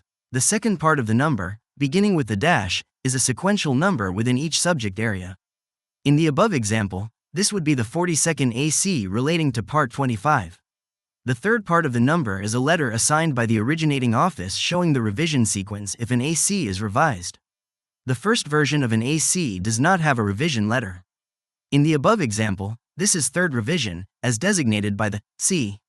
Figure 2 to 12, Airworthiness Directives, AD.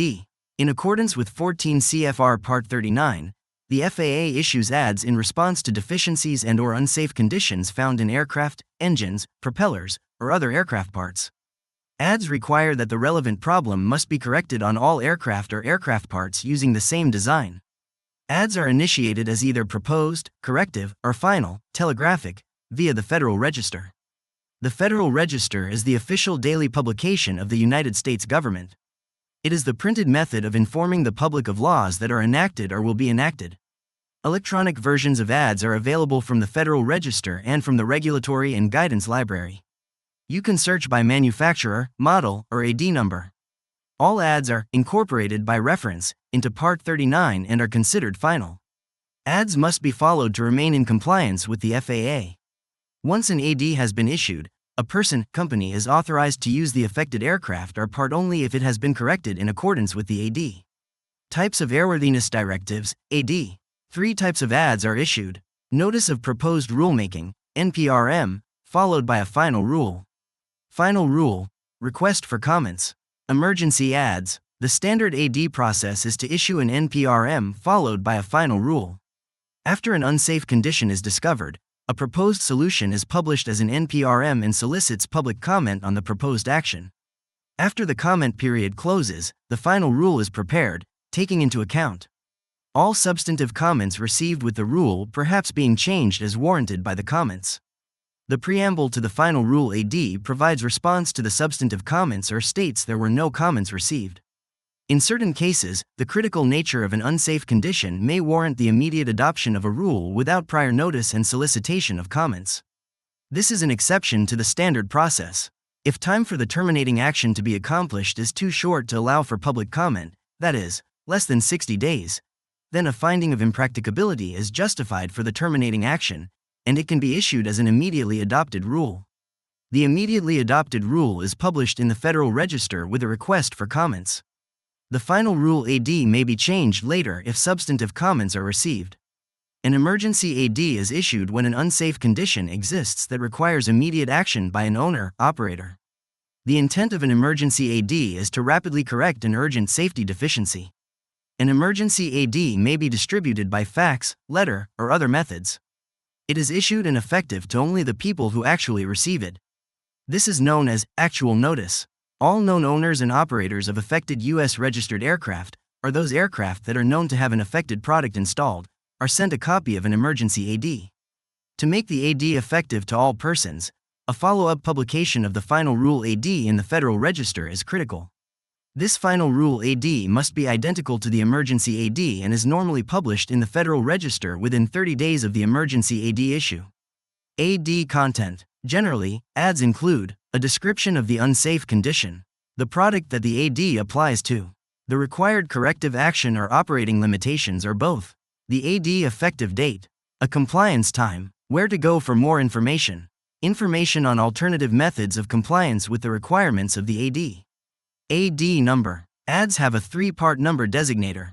The first part is the calendar year of issuance. The second part is the biweekly period of the year when the number is assigned. The third part is issued sequentially within each biweekly period. Applicability and compliance. The AD subject line specifically identifies the TC holder of the aircraft or products affected by the AD. The specific models affected and any special considerations, such as specific installed part numbers or modifications, are listed in the AD applicability section. In order to find all applicable ADs for a specific product, you must search for ADs on the product, aircraft, engines, propeller, or any installed appliance. If there are multiple series under the aircraft or engine model, you must also search for ADs applicable to the model, as well as the specific series of that model. The final determination of ADs applicable to a particular product can only be made by a thorough examination of the ADs in the product logbooks. No person may operate a product that an AD applies to, except in accordance with the requirements of the AD. Furthermore, the owner or operator of an aircraft is required by 14 CFR Part 91, Section 91.403 to maintain the aircraft in compliance with all ADs. The AD specifies a compliance time that relates to the effective date of the AD.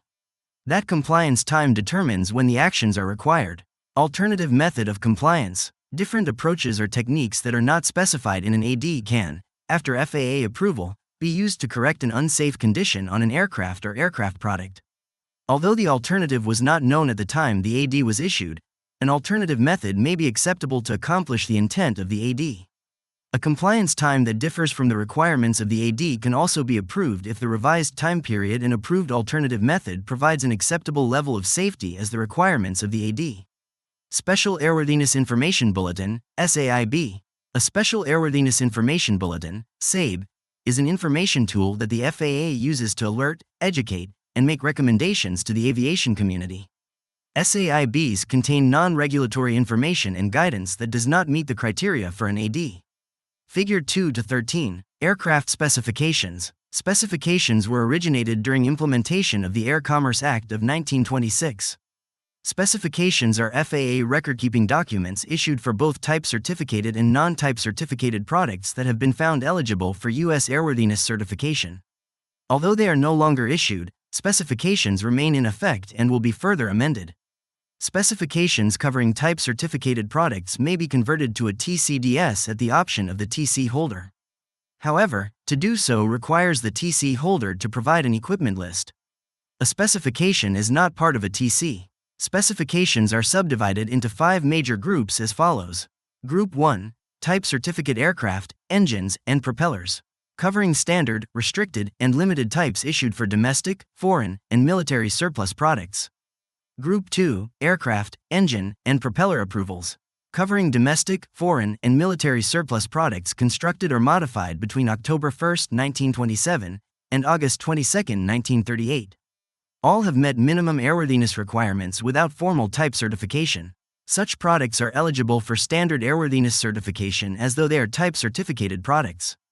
Group 3, Aircraft, Engine, and Propeller Approvals, covering domestic products manufactured prior to October 1, 1927, foreign products manufactured prior to June 20, 1931, and certain military surplus engines and propellers. All have met minimum airworthiness requirements of the Air Commerce Act of 1926 and implementing air commerce regulations without formal type certification. Such products are eligible for standard airworthiness certification as though they are type certificated products. Group 4, Engine Ratings, covering unapproved engines rated for maximum power and speed only, their use being limited to specific aircraft with maximum gross weights less than 1,000 pounds. Such engines are not eligible for independent airworthiness certification. These ratings are no longer issued. Group 5, Engine Approvals, covering military surplus engines meeting CAR 13 design requirements without formal type certification. Such engines are eligible for airworthiness certification as though they are type certificated engines. Supplemental Type Certificates, STC.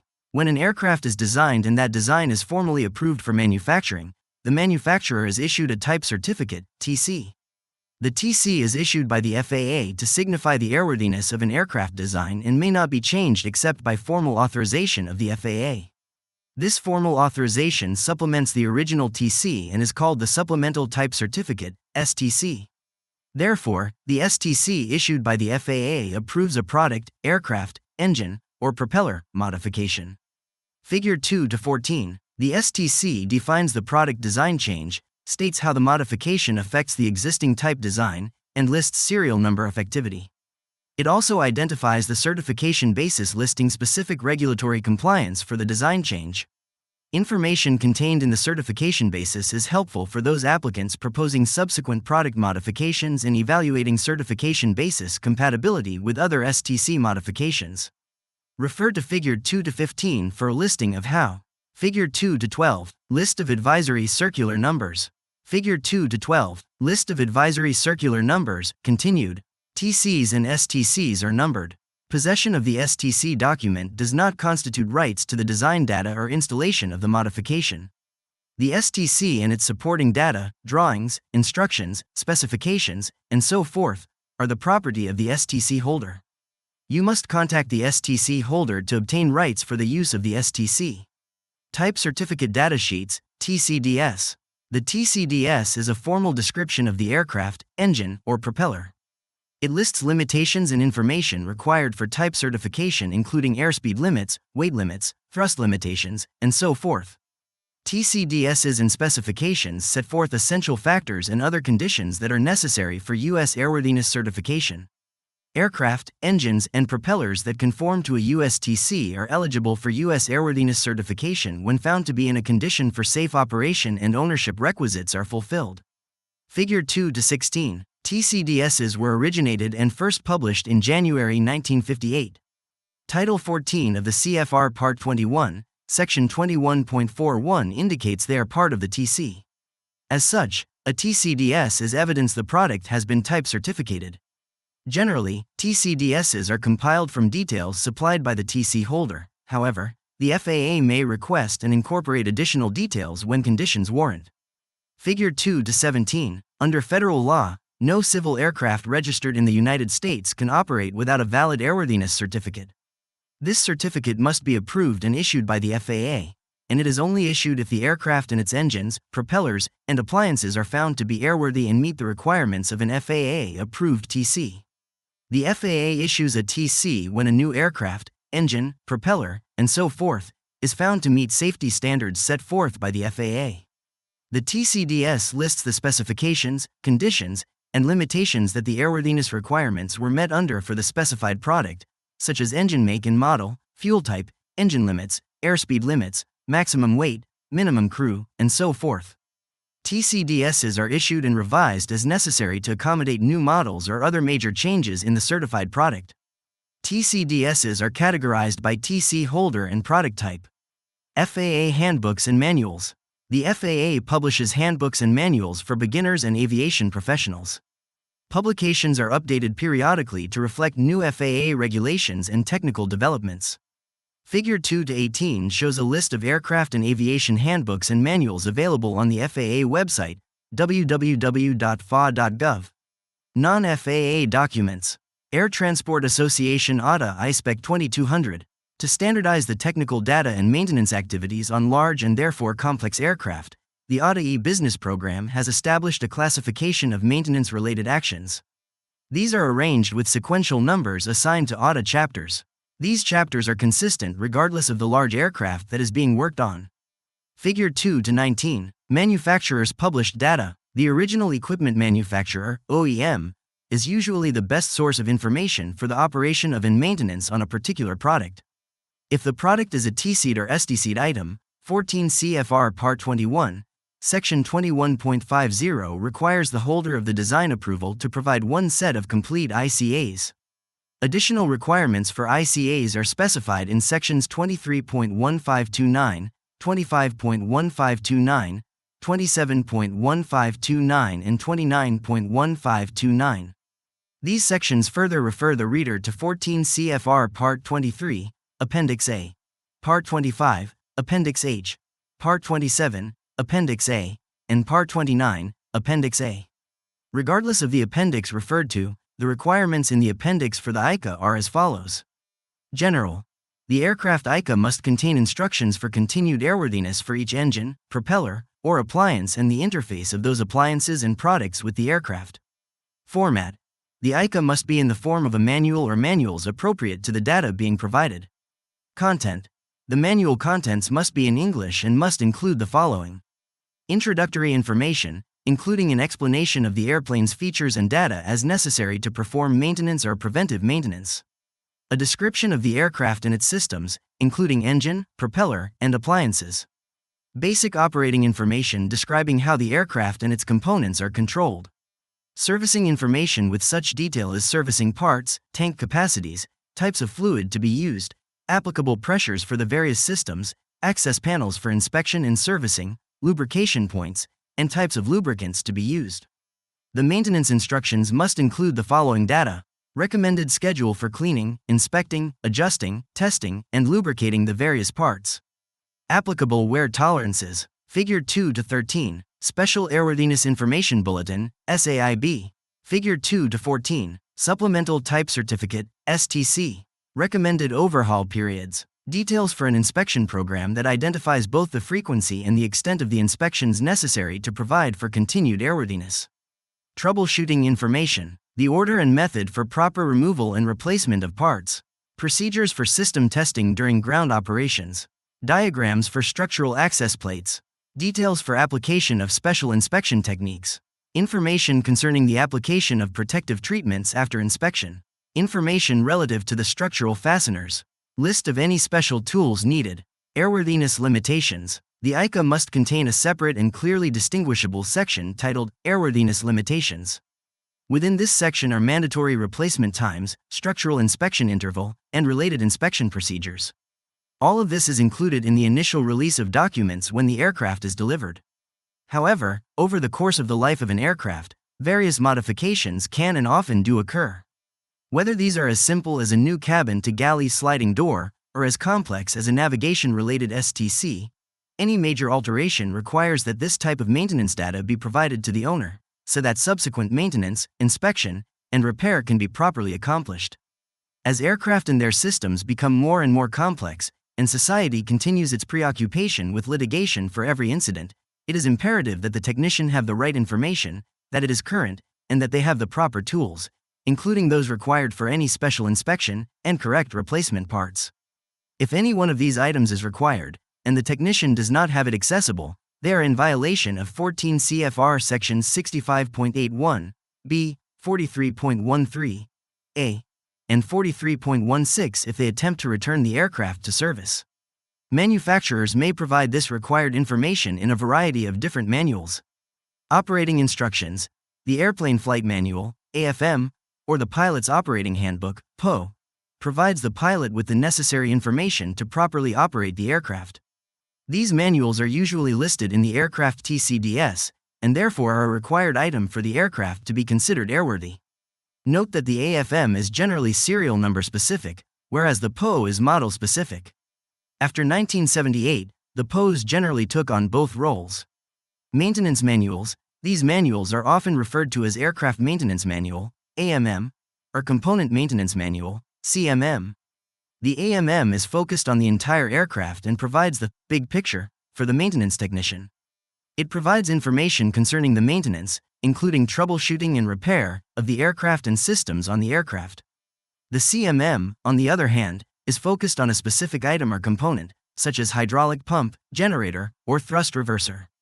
It provides the bench mechanic with detailed troubleshooting information and usually serves as an overhaul manual giving details for disassembly, cleaning, inspection, repair as necessary, reassembly, and testing in accordance with approved standards and technical data accepted by the administrator.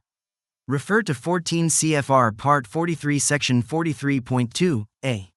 When maintenance is done according to the CMM, the technician must always include the appropriate references in the maintenance record entry required by 14 CFR Part 43, Section 43.9 or 43.11. Service Bulletins, SB. Throughout the life of a product, whether TC'd or not, manufacturing defects, changes in service, or design improvements often occur. When that happens, the OEM frequently uses an SB to distribute the information to the operator of the aircraft. SBs are good information and should be strongly considered by the owner for implementation to the aircraft. However, SBs are not required unless they are referred to in an AD note or if compliance is required as a part of the authorized inspection program. Refer to Section 14 CFR Part 39, 39.27. Structural Repair Manual, SRM.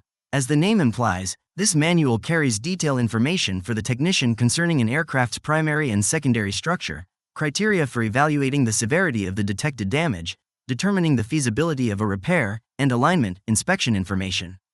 This manual is usually a separate manual for large aircraft. On small aircraft, this information is often included in the AMM. Forms. Airworthiness certificates. In addition to the registration certificate that indicates the ownership of an aircraft, an airworthiness certificate indicates the airworthiness of the aircraft. AC 21-12. Application for U.S. Airworthiness Certificate, FAA Form 8130-6, is a comprehensive guide for the completion of the application form for this certificate. There are two certificates, Standard and Special. FAA Form 8100-2, Standard Airworthiness Certificate, may be issued to allow operation of a type certificated aircraft in one or more of the following categories. Figure 2-20.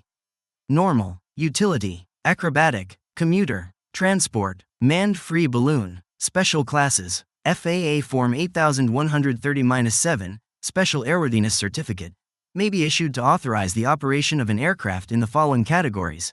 Figure 2-21. Primary, Restricted, Multiple, Limited, Light Sport. Figure 2-16, Type Certificate. Figure 2-17, Type Certificate Data Sheet. Experimental, Special Flight Permit, Provisional. Airworthiness certificates may be issued by either FAA personnel or FAA designees. Refer to 14 CFR Part 183, Sections 183.31 and 183.33. The certificate must not only be on board the aircraft, 14 CFR Part 91, Section 91.203, A1, but must also be displayed at the cabin or flight deck entrance so that it is legible to the passengers or crew. 14 CFR Part 91, Section 91.203, B. Since the ability to obtain this certificate is based upon the requirement to inspect the aircraft to determine that it conforms to type design and is in condition for safe operation, it can also be revoked by the FAA if either of those two requirements ceases to exist. Aircraft registration. Aircraft must be registered in the United States if the aircraft is not registered under the laws of a foreign country and is owned by either a citizen of the United States, a foreign citizen lawfully admitted to the United States, or a corporation organized in and doing business under U.S. laws and primarily based in the United States. This registration is accomplished by using FAA Form 8050-1, Aircraft Registration Application. The aircraft registration form is available online at www.faa.gov. The aircraft owner can mail in completed copy, and keep a copy of the form as temporary authority to operate the aircraft after the fee and evidence of ownership have been mailed or delivered to the registry. When carried in the aircraft with an appropriate current airworthiness certificate or a special flight permit, a copy of this completed application provides authority to operate the aircraft in the United States for up to 90 days. In addition to the completed application form, the owner must also submit evidence of ownership, such as a bill of sale and a registration fee. A successful review of the application results in the issuance of a C Form 8050-3, Certificate of Aircraft Registration. Note the AC prefix, 14 CFR Section 91.203, A.2, requires that either the pink copy of the application or the actual certificate of registration be on board the aircraft during its operation. If the registration is ever lost or damaged, it may be replaced by contacting the FAA Aircraft Registration Branch and providing them with the aircraft-specific data, including make, model, N number, and serial number. A replacement certificate fee and an explanation of the reason for the replacement certificate are also required. Radio station license. A radio station license is required if the aircraft is equipped with radios, and the aircraft is planned to be flown outside the boundaries of the United States. A radio station license is not required for aircraft that are operated domestically. A major change occurred on February 8, 1996, when the Telecommunications Act of 1996 was signed into law. The Federal Communications Commission, FCC, formerly required that any communication transmitter installed in aircraft be licensed. These FCC licenses were valid for 5 years. This is not an FAA requirement. FAA inspectors who conducted ramp inspections and detected an expired radio station license were not required to notify the FCC, nor could they issue a violation to the owner, operator. Simply informing the operator of the expired radio station license was their only responsibility. FSGA 9606, a Flight Standards Information Bulletin, FSIB, for General Aviation, FSGA, titled Elimination of Aircraft Radio Station Licenses, became effective on July 8, 1996. Although that FSIB had an effectivity of only 1 year, the elimination of the requirement for aircraft used only in domestic operations continues. FAA Form 337, Major Repair and Alteration. Refer to the current issue of AC 43.9-1, Instructions for Completion of FAA Form 337 for help completing FAA Form 337, Major Repair and Alteration, Airframe, Powerplant, Propeller, or Appliance. Figure 2-22. As the name clearly states, this form is to be used whenever major repairs or alterations are accomplished on an aircraft. The only exception would be that 14 CFR Part 43, Appendix B, allows for a certificated repair station to RTS an aircraft after a major repair by using a signed and dated work order and a signed maintenance release. Information in Item 1 comes directly from the aircraft data plate, except for the tail number. That is to be compared to the aircraft registration form. Information in Item 2 reflects the name and address listed on a C Form 8050-3, Certificate of Registration. Item 3 is used when there is no existing approved data for the intended repair or alteration. In that case, the technician can request that the local FSDO Principal Maintenance Inspector, PMI, review the data and then grant a field approval, shown by completing and signing this area. In many cases, this block is blank because the technician has found, used, and made reference to data already approved by the FAA. Item 4. If the repair or alteration is being done to the aircraft airframe, no entry is required since the data is identical to that in Item 1. However, if the repair or alteration is being done to an engine, a propeller, or other appliance, entries must include the appropriate make, model, and serial number information. Item 5 should have X marked in either the repair or the alteration column. Item 6. Enter appropriate data as specified and check the proper box in B. The technician is encouraged to carefully read the pre-printed statement in subparagraph D prior to signing this section. Item 7 must be completed by the IAA or authorized individual from the repair station. Item 8, on the reverse side, is for the description of the work accomplished. It must include a reference to the approved data used to conduct the required maintenance. The form must be completed at least in duplicate, with the original provided to the owner, operator, and a copy to the local FSDO within 48 hours of completing the maintenance and RTS. If the FAA Form 337 is used to document additional fuel tanks in the cabin or cargo, Then an additional copy must be signed and in the aircraft at all times. Maintenance facilities and mechanics are encouraged to make a copy for their own records. Records. Making maintenance record entries. Title 14 of the CFR Part 43, Sections 43.9 and 43.11 require the technician to make appropriate entries of maintenance actions or inspection results in the aircraft maintenance record. How long those records must be kept is defined in 14 CFR Part 91, Section 91.417. Whenever maintenance, preventive maintenance, rebuilding, or alteration work occurs on an aircraft, airframe, aircraft engine, propeller, appliance, or component part, a maintenance record entry must be created.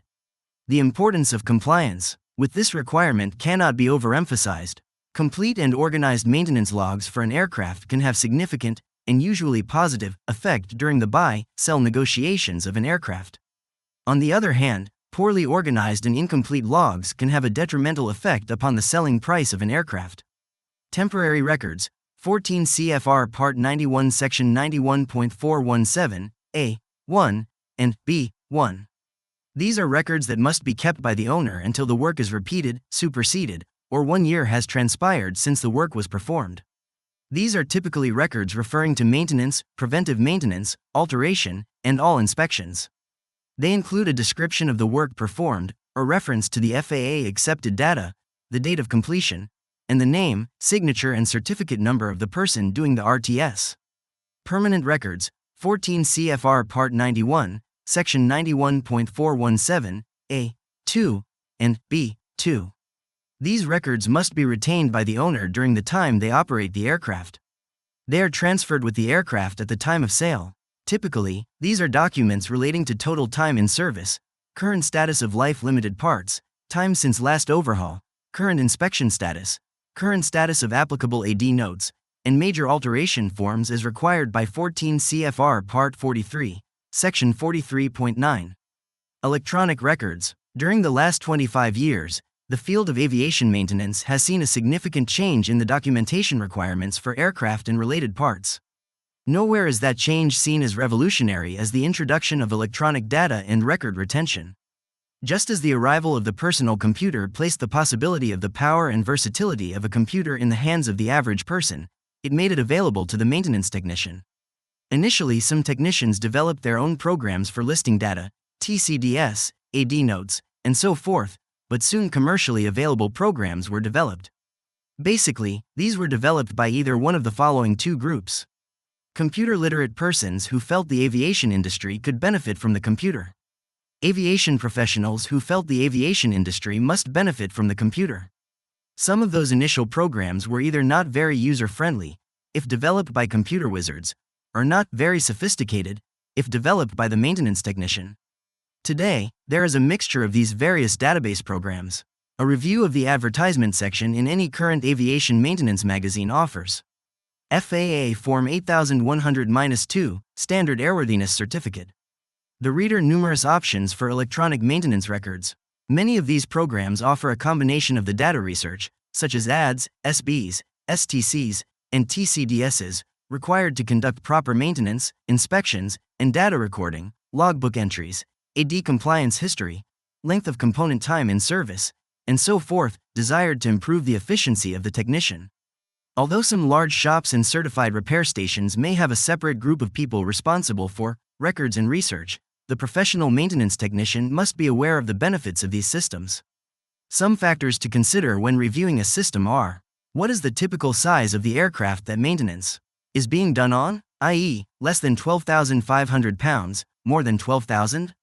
Mixed. Does the program have built-in templates for the aircraft being worked on? What FAA forms, if any, are available in the program? Does it have a user-friendly template to enter the data for the form, or must data be directly entered onto the form? Can it calculate weight and balance data? Does it have adequate word search capabilities? Is it networkable? Are the updates sent via US mail or downloaded from the internet? What is the maximum number of aircraft that the system can handle? Can the system handle both single and multi-engine aircraft, fixed and rotary wing, piston and jet? Can an item removed from an aircraft be tracked? Is the data from this system exportable to other electronic formats? Can it forecast items due for maintenance or inspection? Since no program can be considered the best, the technician must learn all they can about the numerous systems that exist. Exposure to the pros and cons of these different systems can be one of the benefits of attending various trade shows, maintenance seminars, or IA renewal sessions. Continuous learning and personal improvement is the goal of every professional maintenance technician. Light Sport Aircraft, LSA. Maintenance. The light sport aircraft, LSA, category includes gliders, airplanes, gyroplanes, powered parachutes, weight shift and lighter than air aircraft. There are two general types of LSAs, special, SLSA, and experimental, ELSA. The SLSA are factory-built and the ESLA are kit-built. This new category of aircraft was added to the regulations in 2004. Refer to 14 CFR sections 21.190, 65.107, and 91.327, all dated July 27, 2004. Just as industry standard specifications have replaced many of the military standards to define products that are destined to be part of the Department of Defense (DoD) inventory, so too have industry standards come into the FAA sites for documenting certain information. Quality is one example. The Society of Automotive Engineers, SAE, has developed AS 9100 and AS 9110 as auditing standards for aerospace facilities and specifically repair stations. Likewise, ISO 9001 is being adopted by the FAA as a system of measuring their performance. Therefore, it was logical that when the FAA looked to develop the standards for this newest category of aircraft, they again looked to industry, and this time it was the American Society for Testing in Materials, ASTM. FAA Form 337, Major Repair and Alteration. FAA Form 337, Major Repair and Alteration, continued. The ASTM developed a comprehensive list of consensus standards for use by manufacturers, regulators, maintenance facilities, LSA owners, and service providers. It is unique that these standards are the first ones in over 100 years to solely address the issue of recreational aircraft use. It is also the first complete set of industry consensus standards covering the design, manufacture, and use of recreational aircraft that was developed by a non-government agency. The ASTM committee that developed these LSA standards did so to ensure the quality of products and services to support both the national and the international regulatory structures for LSAs. Over 20 standards have been generated, and more are being developed to cover this diversity of aircraft. This handbook only incorporates a review of F248305, Standard Practice for Maintenance and the Development of Maintenance Manuals for Light Sport Aircraft, LSA, a 6-page document comprised of the following 12 sections. Scope, Referenced Documents, Terminology, Significance and Use, Aircraft Maintenance Manual, Line Maintenance, Repairs, and Alterations, Heavy Maintenance, Repairs, and Alterations, Overhaul, Major Repairs and Alterations, Task-Specific Training, Safety Directives. Keywords. The scope of that document is basically twofold: to provide guidelines for the qualification necessary to accomplish various levels of maintenance on LSA, to provide the content and structure of maintenance manuals for aircraft and their components that are operated as LSAs. Some additional definitions from Section 3, Terminology, that help to better explain the LSA concepts are: Annual Condition Inspection, defined as a detailed inspection accomplished once a year in accordance with instructions provided in the maintenance manual supplied with the LSA. The purpose of this inspection is to look for any wear, corrosion, or damage that would cause the LSA not to be in condition for safe operation.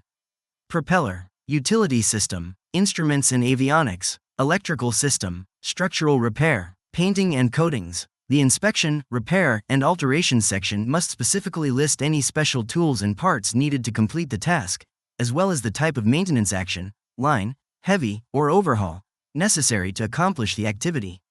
Directly associated with that information is the requirement to specify the level of certification needed to do the job, i.e., LSA repairman, A&P, or repair station. The manual may refer to existing FAA acts, line maintenance, repairs, and alterations. The minimum level of certification necessary to accomplish line maintenance is LSA inspection. Some typical tasks considered to be line maintenance are 100-hour annual condition inspection servicing of fluids, removing and replacing components when instructions to do so are provided in the maintenance manual, repair or alteration of components when specific instructions are provided in the maintenance manual, batteries, patching a hole in the fabric, fuel pump, installation of a strobe light kit, exhaust, spark plugs and wires, Floats and skis. Heavy maintenance, repairs, and alterations must be accomplished by either a certified mechanic, ARP or ANP, or an LSA repairman, maintenance who has received additional, task-specific, training. Some examples of this would be the removal and replacement of complete engine, cylinder, piston and valve assemblies, primary flight controls, and landing gear. Heavy repair of components or structure can be accomplished when instructions are provided in the maintenance manual or other service-directed instructions. A few examples of this activity are repainting of control surfaces, structural repairs, recovering of a dope and fabric. Heavy alterations of components can be accomplished when instructions are provided in the maintenance manual or other service-directed instructions. Examples of this activity are initial installation of skis and installation of new additional pitted static instruments. Overhaul of components can be performed only by the manufacturer, or someone authorized to perform, of the LSA or the component to be overhauled. An overhaul manual is required and must be a separate manual from the manufacturer's maintenance manual. Items typically considered for overhaul are engines, carburetors, starters, generators, alternators, and instruments. Major repairs and alterations. Another major difference between LSA maintenance and traditional aircraft maintenance is that FAA Form 337, Major Repair and Alteration, is not required to document major repairs and alterations. Instead, any major repair or alteration that is accomplished after the LSA has gone through production acceptance testing must be evaluated relative to the applicable ASTM requirements. After this evaluation has been accomplished, either by the manufacturer or an entity approved by them, a written affidavit must be provided attesting that the LSA still meets the requirements of the applicable ASTMs. The manufacturer, or other approved entity, must provide written instructions defining the level of certification necessary to perform the maintenance and also include any ground test or flight testing necessary to verify that the LSA complies with the original LSA acceptance test standards and is in condition for safe operation. Proper documentation of this maintenance activity is required to be entered in the LSA records and is also defined by the manufacturer. Task-specific training is not required to be FAA approved. This is solely the responsibility of the manufacturer.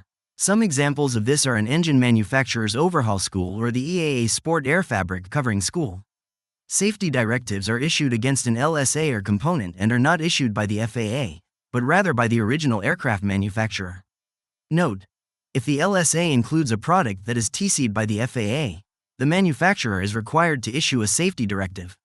Typical instructions within a safety directive include list of tools required for the task, list of parts needed, type of maintenance, line, heavy, overhaul, level of certification needed, detailed instructions and diagrams, inspection and test methods. Safety directives are mandatory, except for experimental use LSAs.